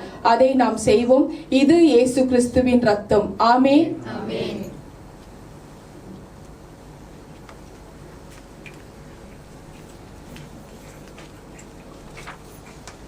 எல்லாரும் கண்களை மூடி இறுதி ஜெபத்துக்கு ஆயத்தமாகுவோம். Thank you Jesus. ஸ்தோத்திரம். ஹல்லேலூயா. நன்றி ஏசப்பா, நன்றி ராஜா. ஏசப்பா, எங்களுக்காக நீங்க மரித்து இந்த நாள்ல ஆண்டவரே எங்களுக்காக நீங்க உயிர்த்தெழுதல் ஆனீர் ராஜா. அதற்காக உமக்கு நன்றி செலுத்துகிறோம் ராஜா. கிறிஸ்துவானவர் மகிமை நம்பிக்கையாக எங்களுக்குள் இருக்கிறதே அது ரகசியம் என்று நீங்க தெரியப்படுத்துறதுக்காக நன்றி அப்பா, நன்றி ராஜா. கிறிஸ்துவானவர் ஆவின் ரூபம் கொண்டு இருதயத்துல வாசம் செய்யற தேவனே உமக்கு ஸ்தோத்திரம் ராஜா. நீதிமான் தன் விசுவாசத்தினால பிழைப்பான் என்று சொல்லி இருக்கிறீங்க ராஜா. நாங்க எல்லாரும் நீதிமானாக மாறதுக்கு ஆண்டவரே நீங்க தாப்பா உதவி செய்யணும். பரிசுத்த ஆவியானவரே நீங்க உதவி செய்யுங்கள் ராஜா. ஏசப்பா, வந்திருக்கிற ஒவ்வொரு பிள்ளைகளும், தேவ பிள்ளைகளும், யூடியூப்ல பாக்குற, லைவ்ல பாக்குற அத்தனை பேரும் நீங்க பேர் பேராக ஆசீர்வதிக்கணும். ஒவ்வொருத்தரையும் ஆண்டவர் உங்கள் ரத்தத்தினால கழுவுங்கள் ராஜா, பரிசுத்தமாக்குங்கள் ராஜா. தன் பாவங்களை மறிக்கிறவன் வாழ்வடைய மாட்டான், அதை அறிக்கை செய்து விட்டு விட்டால் இறக்கம் பெறுமா நீங்க சொல்லி இருக்கிறீங்க. இந்த நாள்ல ஆண்டவரே உங்களுக்கு பிரியமில்லாத காரியங்கள் நாங்க செஞ்சிருந்தா தயவு செஞ்சு எங்களை மன்னிச்சுட்டு எங்களை பரிசுத்தமாக்குங்க ராஜா, தூய்மை ஆக்குங்கள் அப்பா. நாங்க நீதிமானாக மாற வேண்டும் சுவாமி, நாங்க பிழைக்க வேண்டும் சுவாமி. அதற்காக நாங்க ஜெபிக்கிறோம் அப்பா. உமக்கு நன்றி செலுத்துகிறோம் ராஜா. ஆண்டவரே, உங்களோட உயிர் தேர்தல் வல்லமை ஒவ்வொருத்தருக்கும் நீங்க காண்பீங்கள் சுவாமி. அதற்காக நான் ஜெபிக்கிறேன் அப்பா. ஆண்டவரே, குறைவுகள் எல்லாம் நீங்க தாப்பா நிறைவாக மாற்ற முடியும். என்னென்ன தேவைகளுக்காக இந்த பிள்ளைகள் இந்த நாள்ல வந்திருக்கிறாங்களோ அதெல்லாம் நீங்க பார்த்து ஆண்டவரை நிறைவேற்றுங்கள் ராஜா. அதற்காக நான் ஜெபிக்கிறேன் அப்பா. ஆண்டவரே, உங்களோட தள்ளுபுள்ள கருத்தினால ஒவ்வொரு நோயாளிகளை தொட்டு சுகம் தாருங்கள் சுவாமி. அதற்காக நான் ஜெபிக்கிறேன் அப்பா. ஆண்டவரே, இந்த இடத்தை விட்டு உமது பிள்ளைகள் வீட்டு போறக்குள்ள ஒரு சமாதானத்தோட போகட்டும் ராஜா. கிறிஸ்துவானவர் எனக்குள் இருக்கிறார், அதுதான் எனக்கு ரகசியம் என்று நம்பிக்கை விசுவாசத்தோட போகட்டும் ராஜா. ஆண்டவர், இந்த பிள்ளைகள் ஆண்டவரே விசுவாசத்தினாலே ஆண்டவரே நான் பிழைத்தே ஆக வேண்டும் என்ற ஒரு நம்பிக்கையோட போகட்டும் ராஜா. இனி நான் பின்வாங்க போக மாட்டேன். பின்வாங்கி போனா என் ஆத்மா தேவனுக்கு பிரியமாக இருக்க நடக்காது என்ற ஒரு எண்ணம் உள்ளத்துக்குள்ள வரட்டும் சுவாமி, தேவ பய வரட்டும் சுவாமி. அதற்காக நான் ஜெபிக்கிறேன் அப்பா. ஆண்டவரே, இந்த பிள்ளைகளை ரட்சித்து காப்பதுக்காக நீங்க வந்தீர், பாவத்திலிருந்து மீட்டெடுப்பதுக்காக வந்தீர், உங்களோட வெளியேறப்பட்ட ரத்தத்தை சிந்தினீர். இதுக்கு மேல அந்த ரத்தத்தை நாங்க அசுத்த ரத்தம் சொல்ல மாட்டோம். அதுல அந்த ரத்தத்தை கால்ல நாங்க மிதிக்க மாட்டோம். அந்த வெளியேறப்பட்ட ரத்தம் எங்களுக்கு ஒரு பொக்கிஷம். அந்த ரத்தம் தான் எங்களுக்கு நித்திய ஜீவன் கொண்டு போகிற ரத்தம் என்ற ஒரு உடன்படிக்கை இந்த நாள்ல ஆண்டவரே நீங்க எங்க மூலமா பெரிய புரிய வைத்ததுக்காக உமக்கு நன்றி அப்பா. நன்றி ராஜா. வந்திருக்கிற ஒவ்வொரு தேவ பிள்ளைகளும் நீர் ஆசீர்வதிக்கணும் ராஜா. கிறிஸ்துவின் ஜீவன் உமது பிள்ளைகளுக்குள்ள ஊற்றுகிற இயேசு கிறிஸ்து நாமத்தினாலே ஒருவன் கிறிஸ்துக்குள் இருந்தால் அவன் புதிய சிருஷ்டியாக மாறிவிடுவான் நீங்க சொல்லி இருக்கிறீங்க. அந்த வார்த்தை இந்த நாள்ல பழிக்கட்டும் சுவாமி. ஆண்டவரே, நாங்க பாவங்களுக்காக மரித்து இந்த நாள்ல ஆண்டவரே நாங்க நீதிக்காக நாங்க வாழ போகிறோம் ராஜா. ஆண்டவரே, நீங்க தாப்பா மகிமை நம்பிக்கையாக எங்களுக்குள்ள இருக்கிறீங்க ராஜா. வந்திருக்கிற ஒவ்வொரு பிள்ளைகளும் நீர் ஆசீர்வதிக்கணும், பேர் பேராக ஆசீர்வதிக்கணும். இந்த பண்டிகை நாள்ல ஆண்டவரே நீங்க ஆயத்தப்படுத்தி வைத்திருக்கிற உணவை நீங்க ஆசீர்வதிக்கணும் ராஜா. Thank you Lord, thank you Jesus. ஸ்தோத்திரம், ஹalleluya. ஸ்தோத்திரம் அப்பா, ஸ்தோத்திரம் அப்பா, ஸ்தோத்திரம் அப்பா. நன்றி ராஜா, நன்றி சாமி, நன்றி சாமி. அப்பா தேவனே, வார்த்தையின் வழியாக எங்கள் மத்தியில் நீர் வந்தமைக்காய் உமக்கு நான் நன்றி செலுத்துகிறேன் சாமி, நன்றி செலுத்துகிறேன் ராஜா. ஹாம் சாமி, விசுவாசத்தினால் நீதிமான் பிழைப்பான் என்று சொல்லியிருக்கிறீரே சாமி. ஹாம் ராஜா. அப்பா தேவனே, அப்பா தேவனே, கண்டு விசுவாசிக்கிறவனை விட காணாமல் விசுவாசிக்கிறவன் பாக்கியவான் என்று சொல்லியிருக்கிறீரே அப்பா. அப்பா தேவனே, உம்மை நாங்கள் காணாமல் விசுவாசிக்கிற பிள்ளைகளாக இருக்கிறோம் சுவாமி. ஆம் ராஜா, நீர் எங்கள் மத்தியில் பிரசன்னமாக இருப்பதற்காக உமக்கு நான் நன்றி செலுத்துகிறேன் ராஜா. அப்பா தேவனே, இந்நாளில் நீர் எங்களுக்காக உயிர் தெழுந்தீர் சுவாமி. ஆம் ராஜா. அப்பா தேவனே, மரணத்தை ஜெயித்து அப்பா தேவனே எங்களுக்கு நீர் ரட்சிப்பை கொடுத்தமைக்காய் உமக்கு நன்றி செலுத்துகிறேன் சுவாமி. ஆம் ராஜா, எங்களுக்காக நீர் வந்தமைக்காய் உமக்கு நன்றி ராஜா. ஆம் சுவாமி, ஜீவ பலியாக எங்கள் பாவத்துக்காக மறித்தீர் சுவாமி, அதற்காக உமக்கு நான் நன்றி செலுத்துகிறேன் ராஜா. ஆம் சுவாமி, மீண்டுமாக நீர் எங்களோடு கூட வரப்போவதற்காக உமக்கு நன்றி செலுத்துகிறேன் சுவாமி. அப்பா தேவனே, இவ்வேளையில் கூட மலேசிய தேசத்தை உமது கரத்தில் ஒப்புவிக்கிறேன் சுவாமி. தேசத்தை நீர் ஆசீர்வதியும் அப்பா. ஆம் சுவாமி. அப்பா தேவனே, தேசத்தில் ஒரு சமாதானத்தை கட்டளையிடும், ஒரு சேமத்தை கொடுக்கும்படியாக ஜெபிக்கிறேன் சுவாமி. தேசத்தில் உள்ள ஒவ்வொரு குடும்பத்தையும் உமது கரத்தில் ஒப்புவிக்கிறேன் சுவாமி. ஆம் ராஜா. அப்பா தேவனே, இந்நாளில் அவர்கள் நீர் எங்களுக்காக வந்தீர் என்று உணர்ந்து கொள்ளத்தக்க ஒவ்வொருடைய மனக்கண்களையும் திறந்தருளும்படியாக ஜெபிக்கிறேன் சுவாமி. ஆம் ராஜா. அப்பா தேவனே, ஒரு ஆத்மா கூட அழிந்து போவது உமது சித்தம் இல்லை சுவாமி. ஒவ்வொரு ஆத்மாவும் ரட்சிக்கும்படியாக நீர் வந்தீர் சுவாமி, எங்களுக்காக நீர் வந்தீர் ராஜா. ஆம் சுவாமி, அதை உணரத்தக்க மக்களாக நீர் உருமாற்றும்படியாக ஜெபிக்கிறேன் சுவாமி. ஆம் ராஜா. அப்பா தேவனே, வாலிப பிள்ளைகளை நாளில் உமது கரத்தில் ஒப்புவிக்கிறேன் சுவாமி. ஒவ்வொரு வாலிப பிள்ளைகளையும் விசேஷ முறையில் ஆசீர்வதியும் ராஜா. ஆம் சுவாமி, ஒவ்வொரு வாலிப பிள்ளைகளையும் நீர் எடுத்து பயன்படுத்தும்படியாக ஜெபிக்கிறேன் சுவாமி. ஆம் ராஜா. ஒவ்வொரு வாலிப பிள்ளைகள் மேலும் உமது தரிசனம் இருக்குது சுவாமி, உமது கண்கள் நோக்கமா இருக்குது சுவாமி. ஒவ்வொரு பிள்ளைகள் மேலும் உமது கண்கள் நோக்கமா இருக்குது சுவாமி. ஆம் ராஜா. அப்பா தேவனே, அந்த கடமையை அவர்கள் உணர்ந்து செய்யும்படியாக ஒவ்வொரு வாலிப பிள்ளைகளையும் நீர் எடுத்து பயன்படுத்தும் சுவாமி. ஒவ்வொரு வாலிப பிள்ளைகள் மேலும் உமது ஜெப ஆவியை ஊற்றும்படியாக ஜெபிக்கிறேன் சுவாமி. ஆம் ராஜா. ஒரு எழுப்புதலை பிள்ளைகள் மூலியமாக நாங்கள் காணும்படியாக நீ செய்ய போவதற்காக உமக்கு நான் நன்றி செலுத்துகிறேன் ராஜா. ஆம் சுவாமி. நித்திய ஜீவன் பிரயாசை உமது கரத்தில் ஒப்புவிக்கிறேன் சுவாமி. ஆம் ராஜா. நித்திய ஜீவன் பிரயாசுக்கு வரும் ஒவ்வொரு குடும்பத்தையும் விசேஷ முறையில் ஆசீர்வதியும் ராஜா. ஆம் ராஜா. விசுவாசத்தினால் நீதிமான் பிழைப்பான் என்று சொன்னீரே ராஜா. ஆம் சுவாமி, விசுவாசத்தோடு வந்திருக்கும் ஒவ்வொரு குடும்பத்தையும் சுவாமி. ஆம் ராஜா. பெற்றோர்களுக்கு கீழ்ப்படிந்த பிள்ளைகளாக வளருவோம் அப்பா தேவனே. உமது ஆவியை ஊற்றும்படியாக ஜெபிக்கிறேன் சுவாமி. விதவை தாய்களையும் உமது கரத்தில் ஒப்புவிக்கிறேன், அவர்களையும் விசேஷ முறையில் ஆசீர்வதித்து வழி நடத்தும் சுவாமி. திக்கற்ற பிள்ளைகளுக்கு நீர் தகப்பனாக இருந்து வழி நடத்தும்படியாக ஜெபிக்கிறேன் சுவாமி. ஆம் ராஜா. 7 வார்த்தையை கொண்டு நீர் எங்களை என்று ஆசீர்வதித்திருக்கிறீர் சுவாமி. ஆம் ராஜா. அந்த வார்த்தைக்காய் நன்றி ராஜா. ஆம் சுவாமி. அப்பா தேவனே, நீர் எங்களை ஆசீர்வதிக்க வந்தீர் சொன்னீர் ராஜா. பயப்படாதீர்கள், திடன் கொள்ளுங்கள் என்று சொன்னீர் சுவாமி. எங்களுக்கு சமாதானத்தை கட்டளையிட்டீர் சுவாமி. உமது சுவிசேஷத்தை அறிவிக்கும் பிள்ளைகளாக எங்களை மாற்றும்படியாக ஜெபிக்கிறேன் சுவாமி. ஒவ்வொருவரையும் உமது சீஷர்களாக மாற்றும்படியாக நீர் எங்களை பயன்படுத்தும்படியாக ஜெபிக்கிறேன் சுவாமி. ஆம் ராஜா, அப்பா தேவனே, உமக்கு உகந்த பிள்ளைகளாக, உமது ஊழியத்தை செய்யும் பிள்ளைகளாக எங்கள் ஒவ்வொரு மேலும் உமது ஆவியை ஊற்றும்படியாக ஜெபிக்கிறேன் சுவாமி. அப்படியே நீ செய்ய போவதற்காக உமக்கு நன்றி செலுத்துகிறேன் ராஜா. ஆம் சுவாமி, நீர் எங்கள் மத்தியில் பிரசன்னமாக வந்தமைக்காய் உமக்கு நன்றி. எங்கள் ஒவ்வொருவரோடு கூட நீர் இடைப்பட்டமைக்காய் உமக்கு நன்றி ராஜா. ஆம் சுவாமி, வார்த்தையை கேட்டு மாத்திரம் அல்ல ராஜா, அந்த வார்த்தையின்படி வாழ அப்பா தேவனே உமது ஆவியின் துணையை எங்களுக்கு தரும்படியாக ஜெபிக்கிறேன் சுவாமி. ஆம் ராஜா, இவை அனைத்தும் உமது ஒரே பேரான மகனின் நாமத்தினாலே மன்றாடுகிறேன் எங்கள் நல்ல பிதாவே. ஆமேன், ஆமேன், ஆமேன். கரங்களை உயர்த்தி ஆண்டவருக்கு நன்றி செலுத்துவோம். என் ஆத்மாவே கர்த்தரை ஸ்தோத்ரி, என் முழு உள்ளமே அவருடைய பரிசுத்த நாமத்தை ஸ்தோத்ரி. என் ஆத்மாவே கர்த்தரை ஸ்தோத்ரி, கர்த்தர் செய்த சகல உபகாரங்கள் மறவாதே. ஆமேன், ஆமேன், ஆமேன். இயேசு கிறிஸ்துவின் ரத்தம் ஜெயம், இயேசு கிறிஸ்துவின் ரத்தம் ஜெயம், இயேசு கிறிஸ்துவின் கல்வாரி ரத்தம் ஜெயம். இயேசுவின் நாமத்தினால் ஜெபிக்கிறேன் ஜீவனுள்ள நல்ல பிதாவே. ஆமேன், ஆமேன், ஆமேன். நம் கர்த்தராகிய இயேசு கிறிஸ்துவின் கிருபையும் பிதாவாகிய தேவனுடைய அன்பும் பரிசுத்த ஆவியானவரின் அந்யோன்ய ஐக்கியமும் நம் எல்லோரும் கூட சதா காலம் இருப்பதாக. ஆமேன், ஆமேன், ஆமேன். துதி கன மகிமை எல்லாம் கர்த்தருக்கே சொந்தம். ஸ்தோத்திரம். ஹalleluya. God bless you all. Happy Resurrection Day. கரங்களை தட்டுங்க.